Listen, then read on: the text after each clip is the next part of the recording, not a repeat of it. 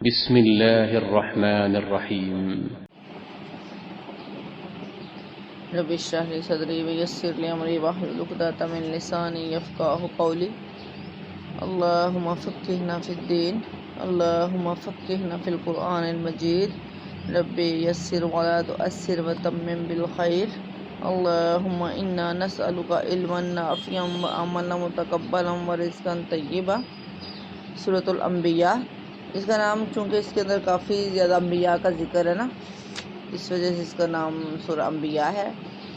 اور اس کا جو زمانہ نزول ہے یہ تقریباً مکے کا دور متوسط، یعنی ہماری تقسیم کے لحاظ سے نبی صلی اللہ علیہ وسلم کی مکے زندگی کا تیسرا دور ہے۔ اس کے پس منظر میں حالات کی وہ کیفیت نہیں پائی جاتی جو آخری دور کی صورتوں میں نمایاں طور پر محسوس ہوتی ہے۔ باقی اس کا جو ہے اس کے اندر انشاءاللہ ہم انبیاء کے بارے میں پڑھیں گے، پھر جو ہے وہ اس کے اندر شروع میں وہی پڑھتے ہیں، انشاءاللہ دیکھتے ہیں۔ سورۃ الانبیاء، بسم اللہ الرحمن الرحیم۔ اقترب للناس حسابهم وهم فی غفلۃ معرضون ما یاتہم من ذکر من ربہم محدث الا استمعوہ وهم یلعبون۔ قریب آ گیا ہے لوگوں کے حساب کا وقت، اور وہ ہیں کہ غفلت میں منہ موڑے ہوئے ہیں۔ ان کے پاس جو تازہ نصیحت بھی ان کے رب کی طرف سے آتی ہے اس کو بتکلف سنتے ہیں اور کھیل میں پڑے رہتے ہیں۔ دل ان کے دوسری ہی فکروں میں منہمک ہیں، اور ظالم آپس میں سرگوشیاں کرتے ہیں کہ یہ شخص آخر تم جیسا ایک بشر ہی تو ہے، پھر کیا تم آنکھوں دیکھے جادو کے پھندے میں پھنس جاؤ گے۔ اس کے اندر بھی پہلے تو یہ ہے جن کے شروع میں ہی بغیر تمہید کے شروع ہو رہی ہے نا، کوئی تمہید نہیں ہے یہ سورہ، تو جس سے یعنی کہ بغیر تمہید کے شروع ہو رہی ہے، یعنی یہ سورۃ طٰہٰ جس موضوع پر ختم ہو رہی تھی اس مضمون پر ہی یہ شروع ہو رہی ہے، جس مضمون پر وہ ختم ہو رہی تھی۔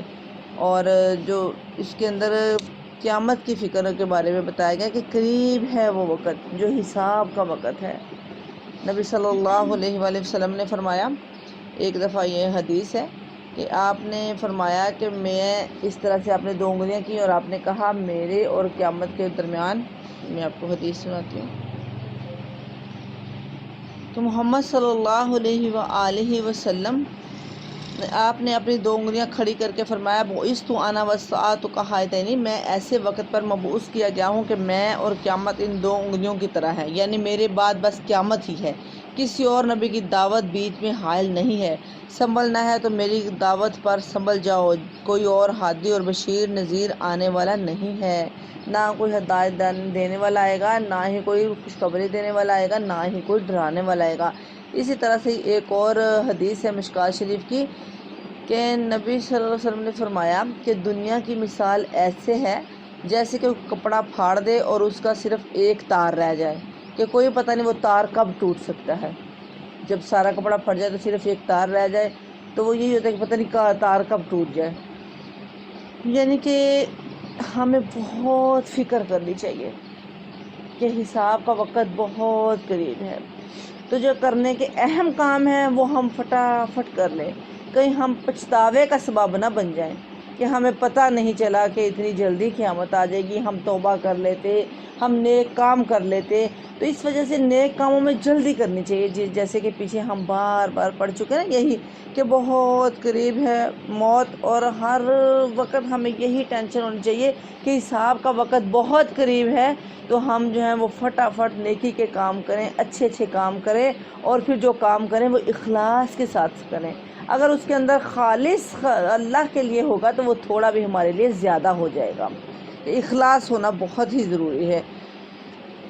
سبحان اللہ۔ قال ربی یعلم القول فی السماء والارض وهو السمیع العلیم بل قالوا اضغاث احلام بل افتراه بل هو شاعر۔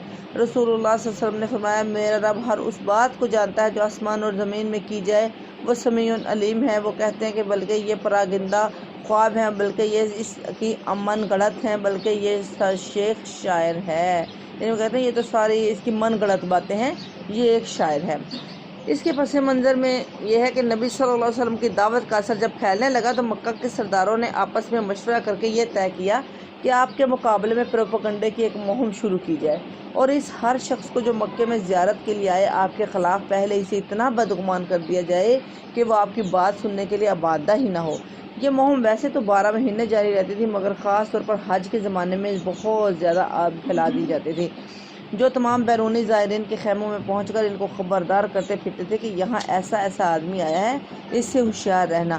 ان کی گفتگو میں طرح طرح کی باتیں بنائی جاتی تھی۔ کبھی کہا جاتا کہ یہ شخص جادوگر ہے، کبھی کہا جاتا کہ اس کا کلام اپنے سے گڑا ہوا ہے، کبھی کہا جاتا کہ یہ اللہ کا کلام ہے، کبھی کہا جاتا ہے کہ عجیب وہ کلام کیا ہے، دیوانوں کی بھیڑ اور پراگندہ خیالات کا ایک پلندہ ہے، کبھی کہا جاتا کہ شاعرانہ تخیلات اور تک بندیاں ہیں جن کا نام اس نے کلام الہی رکھا ہے۔ مقصد یہ تھا کہ کسی نہ کسی طرح لوگوں کو بہکایا جائے کہ صداقت کا ان کے سامنے سرے سے کوئی سوال ہی نہ تھا کہ جم کر کوئی ایک قطعی اور جچی تلی رائے ظاہر کرتے۔ لیکن اس جھوٹے پروپیگنڈے کا حاصل جو کچھ ہوا وہ یہ تھا کہ نبی صلی اللہ علیہ وآلہ وسلم کا نام انہوں نے خود ملک کے گوشے گوشے میں پہنچا دیا، جن کو نہیں پتا تھا ان کو بھی پتا چل گیا۔ اور آپ کی جتنی شہرت مسلمانوں کی کوششوں سے سال ہر سال میں بھی نہ ہو سکتی تھی، وہ قریش کی اس مخالفانہ مہم سے تھوڑی مدت میں ہی ہر کسی کے گھر میں چلی گئی۔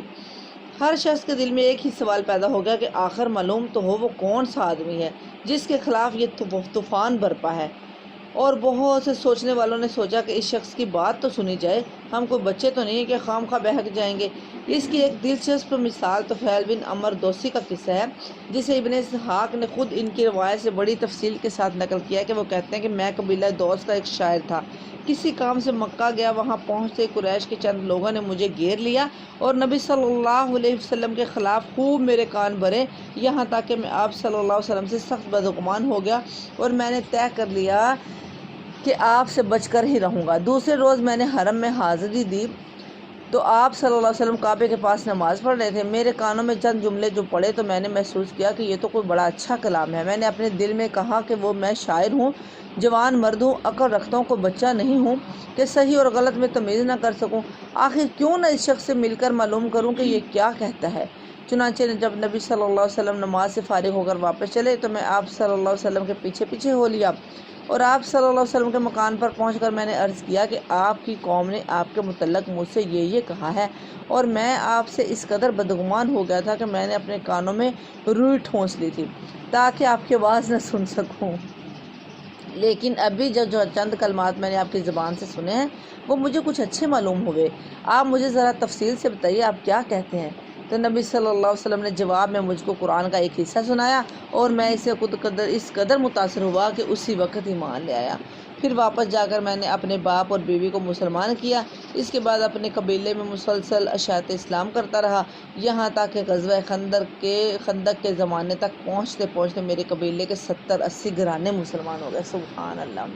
کہ انہوں نے تو یہ کوشش کی تھی کہ لوگوں کو یہ بتائیں تاکہ کوئی قریب نہ آئے، تو بلکہ انہوں نے خود ہی چرچا کر دیا اور جو ہے وہ ہر کوئی کوشش کرنے لگا کہ دیکھیں تو ہم کون سا بچے ہیں۔ لیکن یہ کلام ہی ایسا ہے کہ جو اپنی طرف کھینچتا ہے۔ اللہ تعالیٰ نے اس کے اندر رکت اتنی بھری ہوئی ہے، اس کے اندر اتنی امیزش ہے کہ فوراً سے خود سے کھینچتا چلا جاتا ہے کہ بندہ ڈلکتا ہی چلا جاتا ہے، اور اسی طرح سے ہی بلکہ اور زیادہ کثرت سے مسلمان ہونا شروع ہو گیا۔ سبحان اللہ! فَلْيَأْتِنَا بِآیَاتٍ کَمَا أُرْسِلَ الْأَوَّلُونَ، اور ورنہ یہ لائے کوئی نشانی جس طرح پرانے زمانے کے رسول نشانیوں کے ساتھ بھیجے گئے تھے، حالانکہ ان سے پہلے کوئی بستی بھی جسے ہم نے ہلاک کیا ایمان نہ لائی۔ اب کیا یہ ایمان لائیں گے؟ اور اے محمد صلی اللہ علیہ وسلم، تم سے پہلے بھی ہم نے انسانوں ہی کو رسول بنا کر بھیجا جن پر ہم وحی کیا کرتے تھے۔ تم لوگ اگر علم نہیں رکھتے تو اہل کتاب سے پوچھ لو، ان رسولوں کو ہم نے کوئی ایسا جسم نہیں دیا تھا کہ وہ کھاتے نہ ہوں اور نہ سدا جینے والے تھے، پھر دیکھ لو کہ آخرکار ہم نے ان کے ساتھ اپنے وعدے پورے کیے اور جس کو ہم نے چاہا بچا لیا اور حد سے گزرنے والوں کو ہلاک کر دیا۔ جب لوگوں نے ہم نے تمہاری طرف ایک ایسی کتاب بھیجی ہے جس میں تمہارا ہی ذکر ہے، یعنی کہ لوگوں ہم نے ایسی کتاب بھیجی ہے جس میں تمہارا ہی ذکر ہے، کیا تم سمجھتے نہیں ہو؟ میری پیاری بہنوں، اللہ تعالیٰ نے قرآن ہمارے ہی لیے بھیجا ہے۔ اللہ کہہ رہے ہیں کہ تم ذرا دیکھو تو ہم نے جتنا بھی ماشاءاللہ سے الحمدللہ 16 پارے ہو گئے ہیں، ہم نے 16 پاروں میں جو کچھ بھی پڑھا ہے تو ہم کیا دیکھتے ہیں کہ ہر چیز جو ہی اگر ہم اپنے اوپر اس کو تصور کریں تو ہمارے لیے ہی تو ہے یہ پورا قرآن۔ ہر بندہ جب اس نظریے سے اس کو پڑھتا ہے کہ یہ میرے لیے اللہ مجھے کہہ رہے ہیں تو خود سے ہی بندے کو سمجھ آتی چلی جاتی ہے نا. اور اس میں بعض اللہ تعالیٰ کہہ رہے ہیں کہ اے لوگو دیکھو تو صحیح کہ ہم نے یہ تمہارے ہی لیے تو نازل کیا ہے، جس میں تمہارا ہی تو ذکر ہے سارا. انسان ہی تھے نا جنہوں نے اللہ کی نافرمانیاں کی، انسان ہی تھے جنہوں کے اللہ کی فرما برداریاں کی. اور انسانوں کی کوئی اللہ کہہ رہے ہیں کہ اللہ تعالیٰ کے احکامات پر عمل کرو گے اگر تم تو تمہیں یہ ملے گا، اگر اللہ کی نافرمانی کرو گے اور یہ ملے گا. ہمیں تو اللہ کہہ رہے ہیں، ہم کون ہیں؟ انسان ہی تو ہیں. تب ہمارے لیے یہاں پہ بہت سوچنے کی بات ہے میری پیاری بہنا، کہ ہم ہر وقت اپنا موازنہ کریں. ہم دیکھیں کہ ہم نے جب اتنے پارے پڑھ لیے تو ہمارے اندر کیا تبدیلی آئی ہے، ہم نے کیا سیکھا ہے. جیسے ہم پہلے تھے اس میں کوئی تبدیلی آئی ہے یا ہم جوں کے توں ہیں، ویسے کہ ویسے ہی ہیں، کوئی تبدیلی ہی نہیں ہے. ہم نے اپنے کو چینج کیا ہے یا نہیں کیا؟ کہ یہ ہمارے لیے جو اتنی پیاری کتاب ہے اور اللہ نے ہمارے لیے نصیحت بنا کر بھیجی ہے، تو ہم ذرا اس کو سمجھیں، دیکھیں اور اپنے آپ کو بدلیں. تو یہ ہمیں اپنا محاسبہ کرنا چاہیے، ہم سوچنا چاہیے. وَكَمْ قَصَمْنَا مِنْ قَرْيَةٍ كَانَتْ ظَالِمَةً وَأَنشَأْنَا بَعْدَهَا قَوْمًا آخَرِينَ. کتنی ہی ظالم بستیاں جن کو ہم نے پیس کر رکھ دیا اور ان کے بعد دوسری کسی قوم کو اٹھایا. جب ان کو ہمارا عذاب محسوس ہوا تو لگے وہاں سے بھاگیں. کہا گیا بھاگو نہیں، جاؤ اپنے انہی گھروں اور عیش کے سامانوں میں جن کے اندر تم چین کر رہے تھے. شاید کہ تم سے پوچھا جائے. کہنے لگے ہائے ہماری کمبختی، بے شک ہم خطاوار تھے اور وہ یہی پکارتے رہے یہاں تک کہ ہم نے ان کو خلیان کر دیا. زندگی کا ایک شرارہ تک ان میں نہ رہا.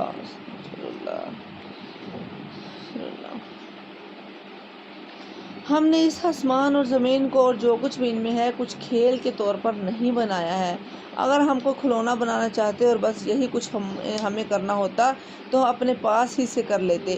مگر ہم تو باطل پر حق کی چوٹ لگاتے ہیں جو اس کا سر توڑ دیتی ہے اور وہ دیکھتے دیکھتے مٹ جاتا ہے اور تمہارے لیے ایک تباہی ہوتے ہیں ان باتوں کی وجہ سے جو تم بناتے ہو. میری پیاری بہنا، اب اس میں دیکھو اللہ تعالیٰ کہہ رہے ہیں کہ حق سے باطل پر چوٹ. اب حق سے باطل پر چوٹ کیسے لگ سکتی ہے؟ کہ حق میں اتنی طاقت ہو کہ جب باطل پر چوٹ لگے تو باطل کے اندر تک وہ حق پہنچ جائے. ہمیں اپنے اندر اتنا حق پیدا کرنا ہے. جب ہم اتنے حق پر ہوں گے، اپنے اندر اتنا حق پیدا کریں گے، اپنے اندر اتنا قرآن کو سمو لیں گے، اپنے اندر اتنا اخلاص پیدا کر لیں گے، اپنے اندر اتنا تقوی پیدا کر لیں گے کہ ہمارے اندر اچھی طرح سے حق آ جائے گا. تو پھر جب حق باطل پر چوٹ کرے گا تو وہ ضرور اس پر اثر کرے گی. تو جب حق کے اندر کچھ ہوگا ہی نہیں تو وہ باطل پر کیا اثر کرے گی؟ تو ہم نے انشاءاللہ ایسا بننا ہے کہ باطل پر چوٹ کر سکیں. اپنی زندگیوں کو ایسا بنانا ہے انشاءاللہ. سب سے پہلے بات یہ ہوگی اس مقصد کو پورا کرنے کے لیے کہ ہماری زندگی کا کوئی نہ کوئی مقصد ہونا چاہیے. جب ہماری زندگی کا کوئی مقصد نہیں ہوگا تو حق اور باطل کا کچھ وہ نہیں ہو سکتا، چوٹ نہیں ہو سکتی. کہ ہم یہی نہ سمجھ لیں کہ بس ہماری زندگی کا مقصد یہی ہے کہ سو لیا جاگ لیا، بس یہی ہے عیشت. نہیں، ہماری زندگی کا مقصد ہونا چاہیے. پہلے یہ سوچیں کہ ہماری زندگی کا مقصد کیا ہے. جب ہم اپنی زندگی کا کوئی مقصد بنا لیں گے تو پھر انشاءاللہ ہم اس کو کر گزریں گے اور پھر انشاءاللہ اللہ تعالیٰ کامیاب بھی کریں گے. زمین اور آسمانوں میں جو مخلوق بھی ہے اللہ کی ہے اور جو فرشتے اس کے پاس ہیں وہ نہ اپنے آپ کو بڑا سمجھ کر اس کی بندگی سے سرتابی کرتے ہیں اور نہ ملول ہوتے ہیں. شب و روز اس کی تسبیح کرتے رہتے ہیں، دم نہیں لیتے. کیا ان لوگوں کے بنائے ہوئے ہم اپنے ہی کرامن کاتبین کو دیکھ لیں؟ ہر وقت شب و روز کام کرتے ہی رہتے ہیں. اپنا جو اللہ تعالیٰ نے ان کے یہ مقرر کیا ہے، جو اللہ تعالیٰ نے ان کو جس کے ذمہ لگا لیا ہے اسی کام میں لگے ہوئے ہیں شب و روز. کیا ان لوگوں کے بنائے ہوئے عرضی خدا ایسے ہیں کہ بے جان کو جان بخش کر اٹھا کھڑا کرتے ہوں؟ اگر آسمان اور زمین میں ایک اللہ کے سوا دوسرے خدا بھی ہوتے تو زمین اور آسمان دونوں کا نظام بگڑ جاتا. بس پاک ہے اللہ رب العزت عرش ان باتوں سے جو یہ لوگ بنا رہے ہیں. وہ اپنے کاموں کے لیے کسی کے آگے جواب دہ نہیں ہے اور سب جواب دہ ہیں. کیا اسے چھوڑ کر انہوں نے دوسرے خدا بنا لیے ہیں؟ اے محمد صلی اللہ علیہ وسلم ان سے کہو کہ لاؤ اپنی دلیل. یہ کتاب بھی موجود ہے جس میں میرے دور کے لوگوں کے لیے نصیحت ہے اور وہ کتابیں بھی موجود ہیں جن میں مجھ سے پہلے لوگوں کے لیے نصیحت تھی، مگر ان میں سے اکثر لوگ حقیقت سے بے خبر ہیں، اس لیے منہ موڑے ہوئے ہیں۔ ہم نے تم سے پہلے جو رسول بھی بھیجا ہے اس کو یہی وحی کی ہے کہ میرے سوا کوئی خدا نہیں ہے، بس تم لوگ میری ہی بندگی کرو۔ یہ کہتے ہیں رحمان اولاد رکھتا ہے، سبحان اللہ، وہ تو بندے ہیں جنہیں عزت دی گئی ہے۔ میری پیاری بہنوں، اب جو یہاں پہ آئے نا، اس لیے وہ منہ موڑ رہے ہیں۔ کس سے منہ موڑ رہے ہیں؟ قرآن سے۔ جب یہ قرآن سے منہ موڑ رہے ہیں کہ جہاں پہ لوگ قرآن سے جب منہ موڑ لیتے ہیں تو پھر اس نے کس پر؟ قرآن سے منہ موڑ کے قرآن پر عمل ہی نہیں کرتے۔ اللہ تعالیٰ ہمیں قرآن کی طرف رغبت کرنے والا بنائے، قرآن سے منہ موڑنے والا نہ بنائے۔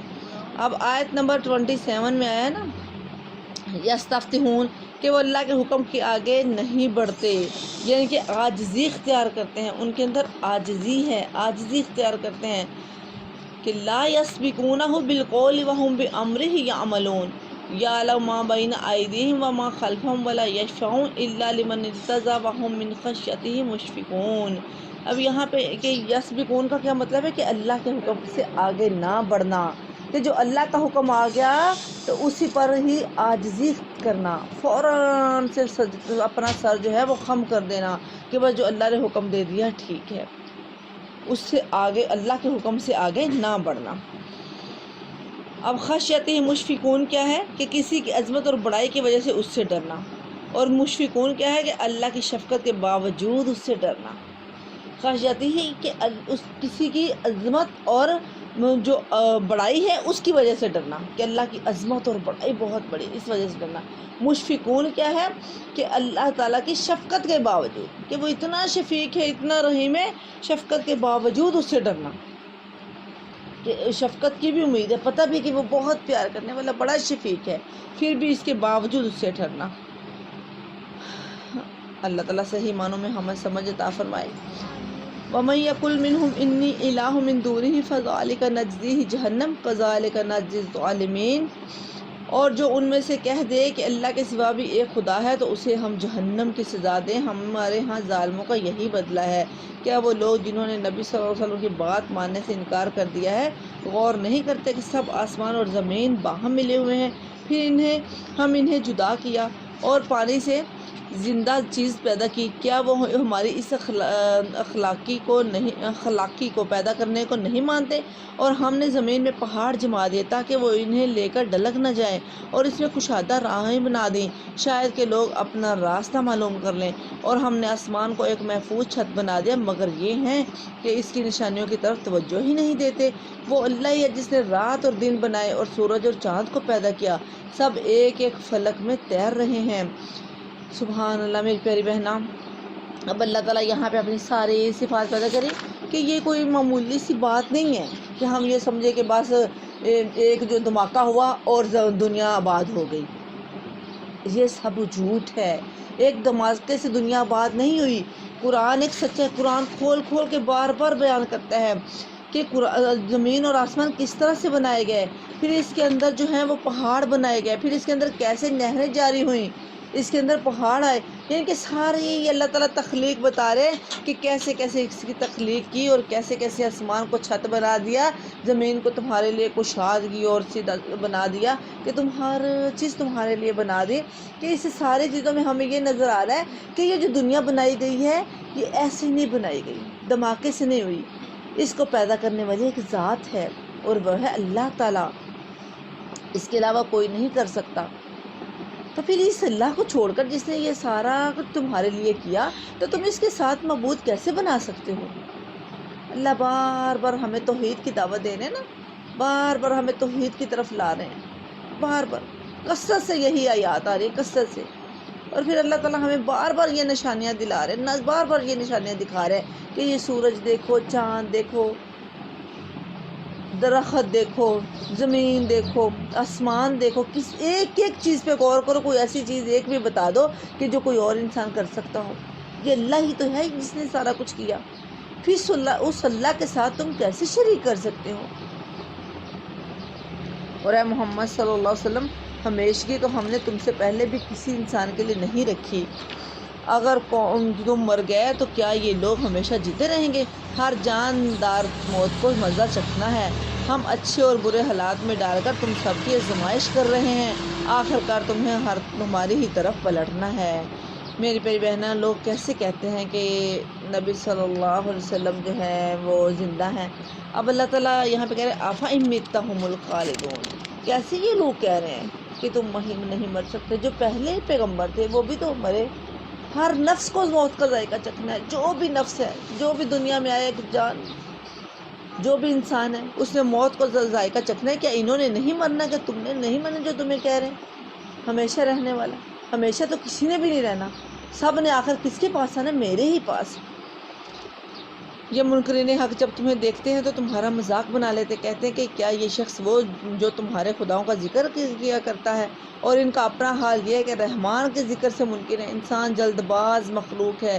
ابھی میں تم کو اپنی نشانیاں دکھائی دیتا ہوں، جلدی نہ مچاؤ۔ یہ لوگ کہتے ہیں آخر یہ دم کی پوری کب ہوگی؟ اگر تم سچے ہو، کاش ان کافروں کو اس وقت کا علم ہوتا۔ استغفر اللہ۔ اللہ تعالیٰ ہدایت نصیب کرے سب کو۔ اور اللہ تعالیٰ کیسے یہ لوگ تھے اور کس طرح کی یہ خواہش تھی ان کی کہ فوراً سے کہتے تھے کہ جس کو یہ تم ہمیں ہر وقت کہتے رہتے، اتنی جلدی کرنے والا ہے انسان۔ اللہ تعالیٰ کہہ رہے ہیں کہ ہر وقت یہ کہتے ہیں کہ جس عذاب کی تم ہمیں دھمکی دیتے رہتے ہو کہ اگر تم اللہ کی نافرمانی کرو گے تو تمہیں اللہ تعالیٰ پکڑ لے گا، تو اللہ سے بولو کہ وہ پکڑ لے ہمیں۔ استغفر اللہ۔ کاش ان کافروں کو اس وقت کا کچھ علم ہو جاتا کہ یہ نہ اپنے منہ آگ سے بچا سکیں گے، نہ اپنی پیٹھیں، اور نہ ان کو کہیں سے مدد پہنچے گی۔ وہ بلا اچانک آئے گی اور انہیں اس طرح یکلخت دبوچ لے گی کہ نہ اس کو دور کر سکیں گے اور نہ ان کو لمحہ بھر مہلت ہی مل سکے گی۔ مذاق تم سے پہلے بھی رسولوں کا اڑایا جا چکا ہے، مگر ان کا مذاق اڑانے والے اسی چیز کے پھیر میں آ کر رہے جس کا وہ مذاق اڑاتے تھے۔ کہ پہلے لوگوں نے جو مذاق اڑایا تو اسی میں ہی وہ آ گئے۔ کہا یہ سمجھ سکیں۔ اے محمد صلی اللہ علیہ وسلم ان سے کہو، کون ہے جو رات کو یا دن کو تمہیں رحمان سے بچا سکتا ہے؟ مگر یہ اپنے رب کی نصیحت سے منہ موڑ رہے ہیں۔ کیا یہ کچھ ایسے خدا رکھتے ہیں جو ہمارے مقابلے میں ان کی حمایت کرے؟ وہ تو نہ خود اپنی مدد کر سکتے اور نہ ہماری ہی تائید ان کو حاصل ہے، کیونکہ وہ تو آپ اپنی مدد نہیں کر سکتے۔ اللہ کی مدد کے بغیر کوئی اپنی مدد کر سکتا ہے میری بہنوں؟ کچھ بھی نہیں کو کر سکتا۔ اگر اللہ تعالیٰ ہمیں صبح ہاتھ ہلانے کی ہی قوت نہ دے تو اپنی مدد کیسے کریں گے؟ خارش ہو رہی ہے جسم پر، ہاتھ ہل نہیں رہے، اللہ تعالیٰ طاقت لے لے تو کیا کریں گے؟ اپنی مدد بھی آپ نہیں کر سکتے، پھر بھی اس رحمان کو بھول بیٹھے ہیں۔ اصل بات یہ ہے کہ ان لوگوں کو، ان کے آباء و اجداد کو ہم زندگی کا سر و سامان دیے چلے گئے، یہاں تک کہ ان کو دن لگ گئے، مگر کیا انہیں نظر نہیں آتا کہ ہم زمین کو مختلف سمتوں سے گٹاتے چلے آ رہے ہیں؟ پھر کیا یہ غالب آ جائیں گے؟ ان سے کہہ دو کہ میں تو وحی کی بنا پر تمہیں متنبع کر رہا ہوں، مگر بہرے پکار نہیں سنا کرتے۔ جبکہ انہیں خبردار کیا جائے، اور اگر تیرے رب کا عذاب ذرا سا انہیں چھو جائے تو ابھی چیخ اٹھیں گے کہ ہائے ہماری کمبختی، بے شک ہم خطا بار تھے۔ قیامت کے روز ہم ٹھیک ٹھیک تولنے والے ترازو رکھ دیں گے، پھر کسی شخص پر ذرہ برابر ظلم نہ ہوگا، جس کے رائی کے دانے کے برابر بھی کچھ کیا دھرا ہوگا ہم سامنے لے آئیں گے، اور حساب لگانے کے لیے ہم کافی ہیں۔ اللہ تعالیٰ یہ دن آسان کرے۔ حضرت عائشہ رضی اللہ تعالی عنہ سے روایت ہے کہ انہوں نے نبی صلی اللہ علیہ وسلم سے پوچھا کہ آپ جو ہیں وہ قیامت والے دن جب حساب کتاب کا دن ہوگا تو آپ اپنے اہل و یار کو یاد رکھیں گے؟ تو نبی صلی اللہ علیہ وسلم نے فرمایا کہ 3 مقام ایسے ہوں گے کہ کوئی بھی انسان کسی کو یاد نہیں رکھ سکے گا۔ ایک وہ جگہ کہ جس وقت ترازو پہ اعمال تولے جائیں گے، اس وقت تک بندہ کسی کو نہیں یاد رکھا جائے گا جب تک اس کا نیکیوں والا پلڑا باری نہ ہو جائے، اور جب تک اس کا برائیوں والا پلڑا، یعنی کہ اس کا حساب کا، اس کا رزلٹ اناؤنس نہ ہو جائے، اس وقت تک اس کو کوئی ہوش نہیں رہے گی کسی دوسرے کی۔ اور دوسرا وہ وقت جب اس کے مالا نام دیے جائیں گے، اس کے ہاتھوں میں تقسیم کیے جائیں گے، جب تک کہ اس کے دائیں ہاتھ میں نہ دیا جائے اور بائیں ہاتھ میں نہ، اس وقت تک اسے کوئی ہوش نہیں رہے گی۔ اور تیسرا وہ جب پل صراط پر ہوں گے، جب تک اس کو پار نہیں کر لیں گے۔ یہ 3 جگہ 3 موقع ایسے ہوں گے کہ جس میں کوئی بھی کسی کو یاد نہیں رکھ سکے گا۔ ایک اور مسند احمد کی حدیث ہے کہ بڑی پیاری ہے، تو میں آپ کے ساتھ شیئر کرتی ہوں کہ صاحب قرآن جو ہے نا، نبی صلی اللہ علیہ وسلم نے فرمایا کہ جو صاحب قرآن ہے، قرآن والا ہے، ہر وقت قرآن کو پڑھتا رہتا ہے، اس کے پاس بڑی اچھی سی شکل میں، خوش شکل میں قرآن پاک آئے گا، اور وہ اسے پوچھے گا کہ تم کون ہو؟ وہ کہے گا میں قرآن ہوں، جسے تم رات کو اٹھ اٹھ کر پڑھتے تھے، صبح کو پڑھتے تھے، صبح یعنی کہ ہر وقت روزے کی حالت میں، کہ جب تم بھوکے ہوتے تھے تب پڑھتے تھے، پیاسے ہوتے تھے تب پڑھتے تھے، تم کسی بھی صورت میں میرا ساتھ نہیں چھوڑتے تھے، تم نے مجھے ہر حال میں پکڑے رکھا، ہر حال میں میری تلاوت کرتے رہے، ہر حال میں میرے سے جڑے رہے، مجھے پکڑے رکھا۔ تو اس دن وہ آئے گا ساتھ دینے کے لیے، کہ جبکہ کوئی بھی ساتھ دینے والا نہیں ہوگا۔ سبحان اللہ۔ تو میری پیاری بہنوں، آج ہمارے پاس یہ موقع ہے، اور پیچھے ہم شروع ہی یہ قرآن یہ والی سورہ اس آیت سے ہوئی ہے کہ حساب کا وقت بہت قریب ہے۔ تو ہم نے یہ سمجھنا ہے کہ شاید وہ بہت قریب ہے، کہ جیسے کل ہی ہو، تو بس محنت کرنی ہے، اس طرح سے سمجھنا ہے کہ بس ہمارے سر پر ہے، بہت قریب ہے۔ تو ہم جتنا ہو سکے، جتنا جب بھی موقع ملے، جیسے ہی کوئی 5 منٹ ملے، 1 منٹ ملے، 2 منٹ ملے، فوراً سے فٹافٹ وقت ضائع کیے بغیر قرآن کی تلاوت شروع کر دیں، قرآن کو پڑھ لیں، تاکہ جس دن کسی نے کام نہیں آنا تو قرآن ہمارے پاس آئے۔ پہلے ہم صلی اللہ تعالیٰ ہمیں صحیح معنوں میں ہدایت نصیب فرمائے، اور ہمیں صحیح معنوں میں کامیاب کرے، اور صحیح معنوں اپنے قرآن سے جوڑ دے۔ پہلے ہم موسیٰ علیہ السلام اور ہارون علیہ السلام کو فرقان اور روشنی اور ذکر عطا کر چکے ہیں، ان متقی لوگوں کی بھلائی کے لیے جو بے دیکھے اپنے رب سے ڈریں، اور جن کو حساب کی اس گھڑی کا کھٹکا لگا ہوا ہو۔ اور اب یہ بابرکت ذکر ہم نے تمہارے لیے نازل کیا ہے، پھر کیا تم اس کو قبول کرنے سے انکاری ہو؟ اس سے بھی پہلے ہم نے ابراہیم علیہ السلام کو اس کی ہوش مندی بخشی تھی، اور ہم اس کو خوب جانتے تھے۔ یاد کرو وہ موقع جب کہ اس نے اپنے باپ اور اپنی قوم سے کہا تھا کہ یہ مورتیں کیسی ہیں جن کے تم لوگ گرویدہ ہو رہے ہو؟ انہوں نے جواب دیا، ہم نے اپنے باپ دادوں کو ان کی عبادت کرتے پایا ہے۔ اس نے کہا، تم بھی گمراہ ہو اور تمہارے باپ دادا بھی کھلی گمراہی میں پڑے ہوئے۔ انہوں نے کہا، کیا تو ہمارے سامنے اپنے اصلی خیالات پیش کر رہا ہے یا مذاق کرتا ہے؟ اس نے جواب دیا، نہیں، بلکہ فی الواقع تمہارا رب وہی ہے جو زمین اور آسمانوں کا رب ہے اور ان کا پیدا کرنے والا ہے۔ اس پر میں تمہارے سامنے گواہی دیتا ہوں، اور خدا کی قسم میں تمہاری غیر موجودگی میں ضرور تمہارے بتوں کی خبر لوں گا۔ چنانچہ اس نے ان کو ٹکڑے ٹکڑے کر دیا، اور صرف ان کے بڑے کو چھوڑ دیا تاکہ شاید وہ اس کی طرف رجوع کرے۔ انہوں نے آ کر بتوں کا جب یہ حال دیکھا تو کہنے لگے، ہمارے خداؤں کا یہ حال کس نے کر دیا؟ بڑا ہی کوئی ظالم تھا۔ وہ بعض لوگ بولے کہ ہم نے ایک نوجوان کو ان کا ذکر کرتے ہوئے سنا تھا کہ جس کا نام ابراہیم ہے۔ انہوں نے کہا، تو پکڑ لو اسے، سب کے سامنے پکڑ لاؤ ذرا، تاکہ لوگ دیکھ لیں کہ اس کی کیسی خبر لی جاتی ہے۔ ابراہیم علیہ السلام کے آنے پر انہوں نے جواب پوچھا، کیوں ابراہیم، تو نے ہمارے خداؤں کے ساتھ یہ حرکت کیوں کی؟ اس نے جواب دیا، بلکہ یہ سب کچھ ان کے اس سردار نے کیا ہے، اسی سے پوچھ لو اگر یہ بولتے ہو۔ یہ سن کر وہ لوگ اپنے ضمیر کی طرف پلٹے اور اپنے دلوں میں کہنے لگے، واقعی تم خود ہی ظالم ہو۔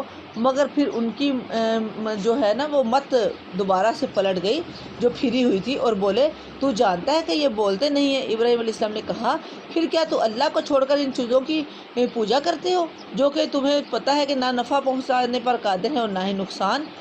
اف تم پر اور تمہارے ان معبودوں پر جن کی تم اللہ کو چھوڑ کر پوجا کر رہے ہو، کیا تم کچھ بھی عقل نہیں رکھتے؟ انہوں نے کہا، جلا ڈالو اس کو اور حمایت کرو اپنے خداؤں کی اگر تمہیں کچھ کرنا ہے۔ ہم نے کہا، اے آگ ٹھنڈی ہو جا اور سلامتی بن جائے ابراہیم علیہ السلام پر۔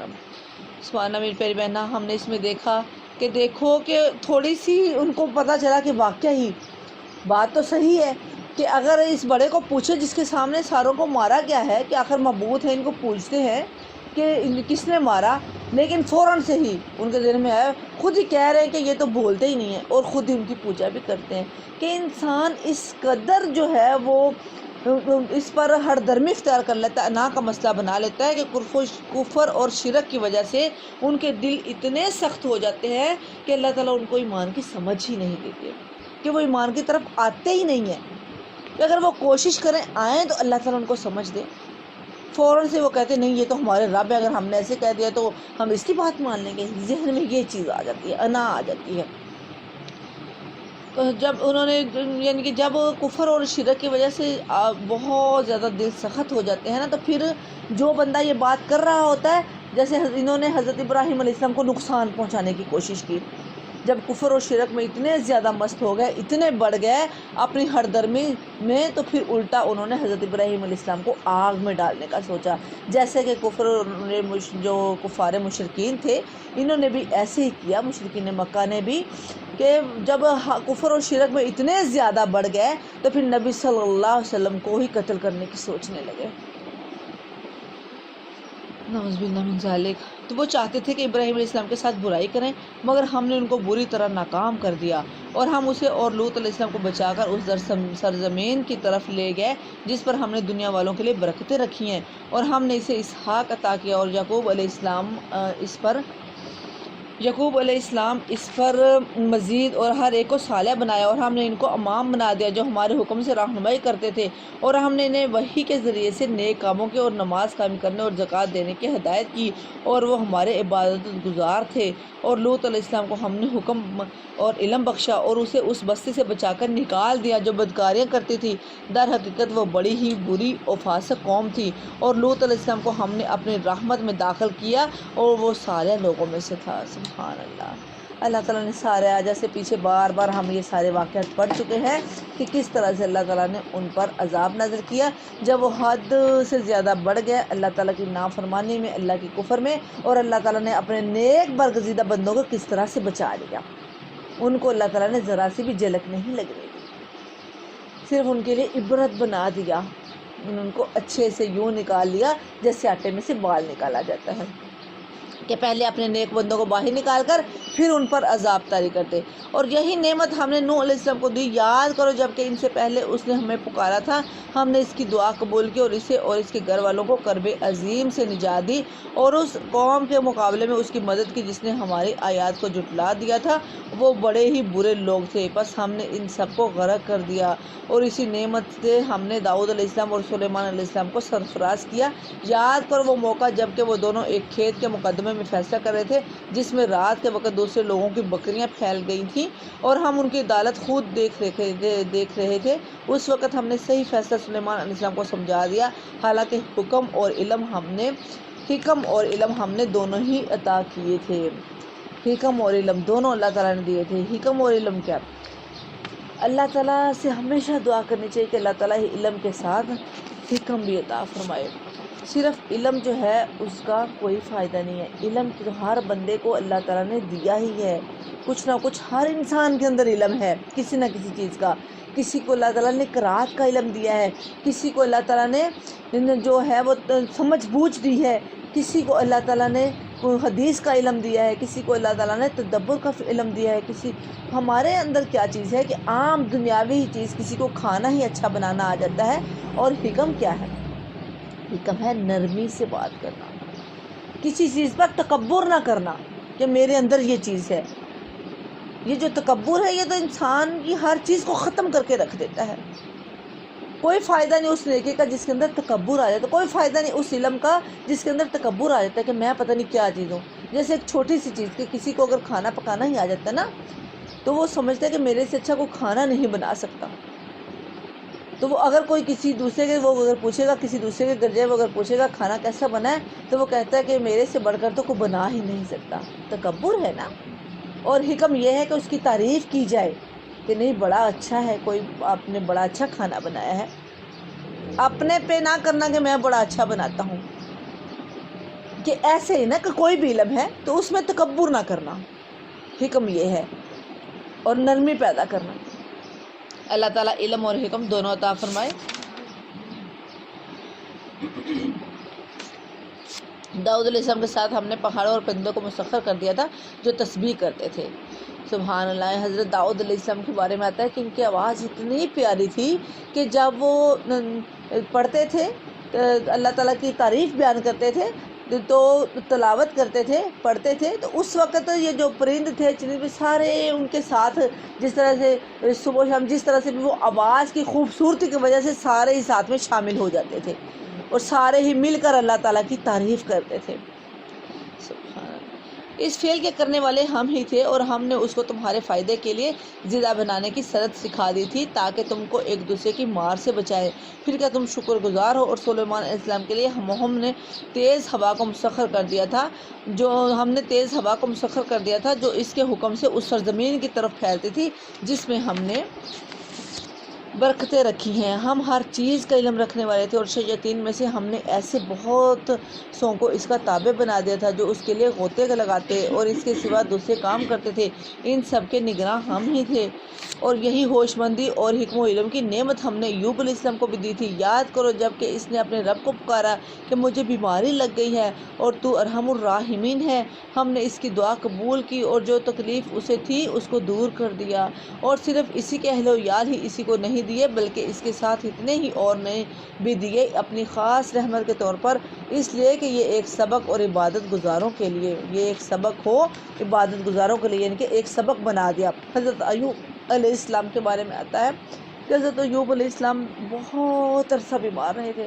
اللہ تعالیٰ نے آزمائش میں ڈال دیا ایک بیماری کی وجہ سے، حالانکہ پیغمبر تھے، لیکن صبر کا دامن ہاتھ سے نہیں چھوڑا، ہمیشہ صبر ہی کرتے رہے اور اللہ کو ہی پکارتے رہے کہ اللہ تو ہی ارحم الراحمین ہے، اور اللہ سے ہی دعا کی تو اللہ تعالیٰ نے ان کی تکلیف کو دور کیا۔ اللہ ہی دور کرنے والا ہے۔ اللہ تعالیٰ ہمیں صحیح معنوں میں صبر عطا فرمائے اور اللہ تعالیٰ ہر کسی کی بیماری کو دور کرے۔ اور اسماعیل و ادریس و ذوالکفل کل من الصابرین، اور یہی نعمت اسماعیل علیہ السلام اور ادریس علیہ السلام اور ذوالکفل علیہ السلام کو دی کہ یہ سب لوگ صابر تھے اور ان کو ہم نے اپنی رحمت میں داخل کیا اور وہ نیکوں میں سے تھے۔ اور مچھلی والے کو بھی تو ہم نے نوازا، یاد کرو جب کہ وہ بگڑ کر چلا گیا اور سمجھا کہ ہم اس پر گرفت نہ کریں گے، آخر کار اس نے تاریکیوں میں سے پکارا، نہیں ہے کوئی خدا مگر تو ہی، پاک ہے تیری ذات، بے شک میں نے قصور کیا ہے۔ لا الہ الا انت سبحانک انی کنت من الظالمین۔ بڑے پیارے کلمات ہیں یہ، بہت پیارے کلمات ہیں۔ اللہ تعالیٰ کہہ رہے ہیں کہ ذرا دیکھو تو صحیح کہ مچھلی کے اندر، کہ جب یہ ہم پیچھے پڑھ چکے ہیں نا حضرت یونس علیہ السلام کا واقعہ کہ مچھلی کے پیٹ کے اندر کس طرح سے گیا، اور پھر مچھلی کے پیٹ کے اندر بھی کس کو پکارا؟ اللہ تعالیٰ کو پکارا، کہ ہر حال میں اللہ کا دامن ہاتھ سے نہیں چھوڑتے اللہ تعالیٰ کے برگزیدہ بندے، جو اللہ تعالیٰ کے نیک بندے ہیں، جن کو اللہ تعالیٰ نے چن لیا ہے۔ یہ کوئی عام بندے نہیں ہیں، اللہ تعالیٰ پہلے ہی سارے لوگوں میں سے نمایاں اور ہر طرح کی ان کے اندر خصلتیں، اسی لیے اللہ تعالیٰ نے ان کو اپنے دین کے لیے چنا۔ جب اللہ تعالیٰ نے چن لیا تو ہر حال میں وہ اللہ ہی کو پکارتے ہیں، چاہے وہ خوشی میں ہے چاہے وہ پریشانی میں ہے۔ اور کتنے پیارے کلمات ہیں کہ نہیں کوئی معبود اللہ کے علاوہ، اللہ تو ہی ہے اور تجھی کو ساری پاکی ہے، اور بے شک اللہ میں تو ظالموں میں سے ہوں۔ میری پیاری بہناں، ہر وقت ہمیں جو ہے وہ اسی چیز کو دیکھنا چاہیے، توبہ کرنی چاہیے، ہر وقت اپنی خامیوں کو ڈھونڈنا چاہیے، ہر وقت دیکھنا چاہیے کہ ہم سے کہاں کیا غلطی ہوئی ہے، کہیں ان غلطیوں کی وجہ سے ہمارے ساتھ زندگی میں کوئی ایسے تاثرات نہ ہو رہے ہوں، جن کا ایسے اثرات نہ ہو ہمارے ساتھ جن کا ہمیں پتہ ہی نہ چل رہا ہو۔ فوراً سے توبہ کرنی چاہیے، کہیں اللہ ہم سے ناراض نہ ہو جائے۔ توبہ میں جلدی کرنی چاہیے، اور پھر جو کوئی غلطی ہوئی ہے اس غلطی کو سامنے رکھنا چاہیے۔ ہر بندے کو پتہ ہوتا ہے کہ میں نے کیا کیا ہے۔ جب بندہ تھوڑا سا اپنا محاسبہ کرتا ہے نا، اپنے اندر نظر مارتا ہے، دیکھتا ہے سارا کچھ، تو ہر انسان کو پورا آئینہ اس کے سامنے نظر آ رہا ہوتا ہے کہ کہاں میں صحیح تھا کہاں میں غلط تھا۔ تو میری بہنوں، اللہ کو تو سب پتہ ہے نا، تو اللہ کے سامنے اپنی غلطی کا اعتراف کرنا چاہیے اور اس اپنی غلطی کو اپنے سامنے رکھنا چاہیے کہ اللہ فلاں وقت میرے سے غلطی ہوئی تھی، اللہ مجھے معاف کر دے، تو ہی معاف کرنے والا ہے۔ اللہ پتہ نہیں کب موت آ جانی ہے، اللہ یہ تو بہت جلد حساب آنے والا ہے، اللہ یہ تو بہت جلد قریب آنے والا ہے وقت، تو کہیں میری پکڑ نہ ہو جائے۔ میری پیاری بہنیں، یہ بہت سوچنے کی بات ہے۔ اللہ تعالیٰ ہمیں صحیح معنوں میں عمل بنائے، صحیح معنوں میں اللہ تعالیٰ ہمیں عمل کی توفیق عطا فرمائے۔ کہ ہمیشہ بندے کو نا نبی صلی اللہ علیہ وسلم نے فرمایا، بڑا پیارا سے ایک طریقہ اور بڑا پیارا سے ایک کلیہ ہے، آپ کو بتاتی ہوں۔ ڈیلی جب بندہ رات کو سونا تو بڑی دور کی بات ہے نا کہ صبح اٹھنا دوبارہ ہے یا نہیں، ہمیں تو اتنا نہیں پتا میری پیاری بہنا کہ نیچے والا سانس بھی اوپر آنا ہے کہ نہیں آنا، یہاں سے اٹھنا تو بہت دور کی بات ہے۔ جب رات کو سوتے ہیں نا، بستر پر لیٹتے ہیں، تو سونے سے پہلے بستر پر لیٹ کر سارے دن کا اپنا محاسبہ ضرور کیا کریں، صبح سے لے کے رات تک کہ میں نے کیا کیا، کہاں میں نے اللہ کی نافرمانی کی، کہاں میں نے اللہ تعالیٰ کی فرما برداری کی، کہاں میں نے کسی کا دل دکھایا، کہاں میں نے کسی کو راضی کیا، کہاں میں نے کچھ خرچ کیا، کسی کو خوش کیا، کہاں میں نے کسی کا دل دکھایا، کہاں میں نے کتنا تلقی کی، کہاں میں نے صلہ رحمی کی۔ اپنا محاسبہ کیا کرے، اس سے یہ فائدہ ہوتا ہے جب بندہ ڈیلی روٹین میں اپنا محاسبہ کرتا ہے روزانہ لیٹ کر بستر پر، تو جہاں جہاں بندے سے کوئی کمی کوتاہی ہوئی ہوتی ہے، بندہ فوراً سے اللہ کی طرف رغبت کرتا ہے، فوراً سے توبہ کرتا ہے کہ رات کو سونے سے پہلے توبہ کر کے اللہ سے مغفرت کر کے، اللہ میرے سے فلاں جگہ بھول ہو گئی تھی، اللہ مجھے معاف کر دے، تو ہی معاف کرنے والا ہے اللہ، اگر تو نے معاف نہ کیا تو میں کہاں جاؤں گا اللہ، تیرے علاوہ تو کوئی نہیں ہے جو مجھے معاف کرے، ایک تو ہی تو ہے جو میرا ہے، جو مجھے معاف کرنے والا ہے، اللہ مجھے معاف کر دے۔ وہ انسان اللہ سے جڑتا ہے، بڑا پیارا یہ جو طریقہ ہے، انشاءاللہ اس کو خود بھی اپنانا ہے، بچوں کے اندر بھی یہ چیز ڈالنی ہے۔ اللہ تعالیٰ ہمیں صحیح معنوں میں باعمل بنائے اور اپنے سے اللہ تعالیٰ توبہ کرنے والا بنائے کہ جلدی سے توبہ کرے، فوراً توبہ کرے۔ جب بندہ فوراً توبہ کرتا ہے تو اس سے بہت ہی زیادہ انسان کو فائدہ ہوتا ہے، اور بے شک ہم نے اس کی توبہ کو قبول کیا اور غم سے اس کو نجات بخشی، اور اسی طرح ہم مومنوں کو بچا لیا کرتے ہیں۔ سبحان اللہ، دیکھا نا میری پیارے بہنوں، اللہ تعالیٰ کہہ رہے ہیں جیسے ہم نے یونس علیہ السلام کو بچایا نا، ایسے ہی ہم مومنوں کو بچا لیتے ہیں، کہ جیسے ہی وہ فوراً توبہ کرتے ہیں تو اللہ تعالیٰ یہ نہیں کہتے کہ ہم بس کہتے ہیں کہ تم تو بار بار میری نافرمانی کرتے رہتے ہو، ہم نے تمہاری توبہ قبول نہیں کی، نہیں، اللہ تعالیٰ فوراً توبہ قبول کرتے ہیں۔ اخلاص ہونا چاہیے، خالص ہونا چاہیے، دوبارہ نہ کرنے کا ارادہ ہونا چاہیے کہ انشاءاللہ اللہ میں دوبارہ یہ غلطی نہیں کروں گا، تو ایک دفعہ مجھے معاف کر دے اللہ، یہ نہیں کہ معافی مانگتے جائیں اور بار بار کرتے جائیں، اور ارادہ بھی دل میں یہی ہوگا کہ ٹھیک ہے کرتے جاتے، کوئی بات نہیں، معافی مانگ لیں گے، استغفر اللہ۔ ایسا نہیں، سچے دل سے نہ کرنے کا عہد کہ اللہ میں دوبارہ نہیں کروں گا، ایک دفعہ تو مجھے معاف کر دے بس۔ اور یہ اس وقت ہوتا ہے جب محبت ہوتی ہے نا، جب اللہ کی محبت دل کے اندر آئے گی تو تب یہ جذبہ آئے گا۔ اللہ تعالیٰ صحیح معنوں میں اپنی محبت ہمارے دلوں میں ڈال دے، اور صحیح معنوں میں اپنا خوف ہمارے دلوں میں ڈال دے۔ جب اللہ کا خوف ہوگا اور اللہ کی محبت ہوگی تو یہ دونوں چیزیں ہوں گی، تو تب آٹومیٹکلی دلوں کی یہ کیفیت ہو جائے گی انشاءاللہ۔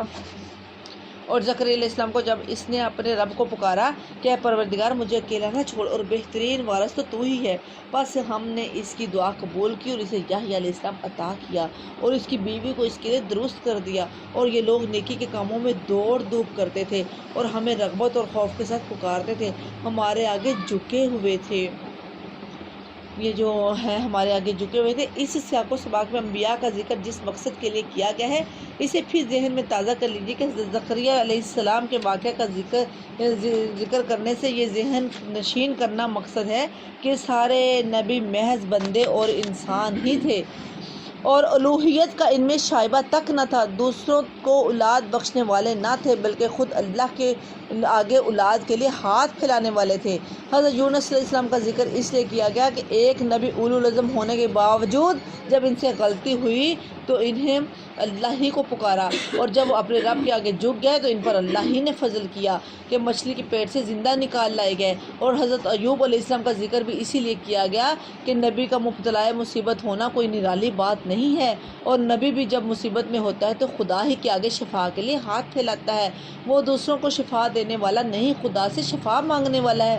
پھر ان سب باتوں کے ساتھ ایک طرف یہ حقیقت بھی ذہن نشین کرنی مقصد ہے کہ یہ سارے انبیاء توحید کے قائل تھے اور اپنی اپنی حاجات ایک اللہ کے سوا کسی اور کے سامنے نہیں لے جاتے تھے، اور دوسری طرف یہ بھی جتانا مقصد ہے کہ اللہ تعالیٰ ہمیشہ غیر معمولی طور پر اپنے نبیوں کی مدد کرتا رہا ہے، آغاز میں خواہ کیسی آزمائشوں سے ان کو جو ہے وہ ہو ان کے ساتھ، لیکن اللہ تعالیٰ جو ہے ان کی موزانہ شان جو ہے وہ ان کی پوری ہی ہوئی، کہ ان کی جو شان ہے وہ تو ہے ہی ہے کہ اللہ تعالیٰ بے شک ان پر آزمائشیں ڈالتا ہے، لیکن ساتھ ہی اللہ تعالیٰ ان پر رجوع بھی کرتا ہے فوراً سے ہی، جیسے ہی وہ اللہ کو پکارتے ہیں اللہ تعالیٰ رجوع کرتا ہے، چاہے وہ انبیاء ہے۔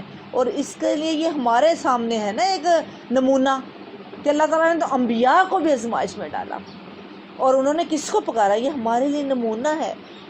اس لیے یہ سارا کچھ ہوتا تو اللہ کی طرف سے تھا نا، انبیاء تھے، ان سے بھی غلطیاں ہوئیں، لیکن انہوں نے کس کو پکارا؟ لوگوں نے ان کو نہیں پکارا کہ یہ نبی ہیں، انہوں نے لوگوں کو اللہ کو پکارا اور لوگوں کو بھی اللہ کو ہی پکارنے کی دعوت دی۔ اللہ تعالیٰ اپنی توحید کی طرف لانا چاہتے ہیں، اس لیے اللہ تعالیٰ نے سارے انبیاء کا بار بار ذکر کر رہے ہیں۔ اللہ تعالیٰ یہی کہتے ہیں کہ اللہ کے ساتھ شرک نہ کرو، کہ انبیاء کو اگر یہ مصیبتیں آئیں تو انہوں نے اللہ کو ہی پکارا، اور اگر ان کو اولاد کی ضرورت تھی تو انہوں نے اللہ سے مانگی، اگر ان کو شفا کی ضرورت تھی تو انہوں نے اللہ سے مانگی۔ تو تم بھی اگر کسی بھی چیز کی ضرورت پڑو تو اللہ سے مانگو، بس تم میری مدد کرو۔ مگر یہ لوگوں کی کارستانی ہے کہ انہوں نے آپس میں اپنے دین کو ٹکڑے ٹکڑے کر ڈالا، سب کو ہماری طرف پلٹنا ہے۔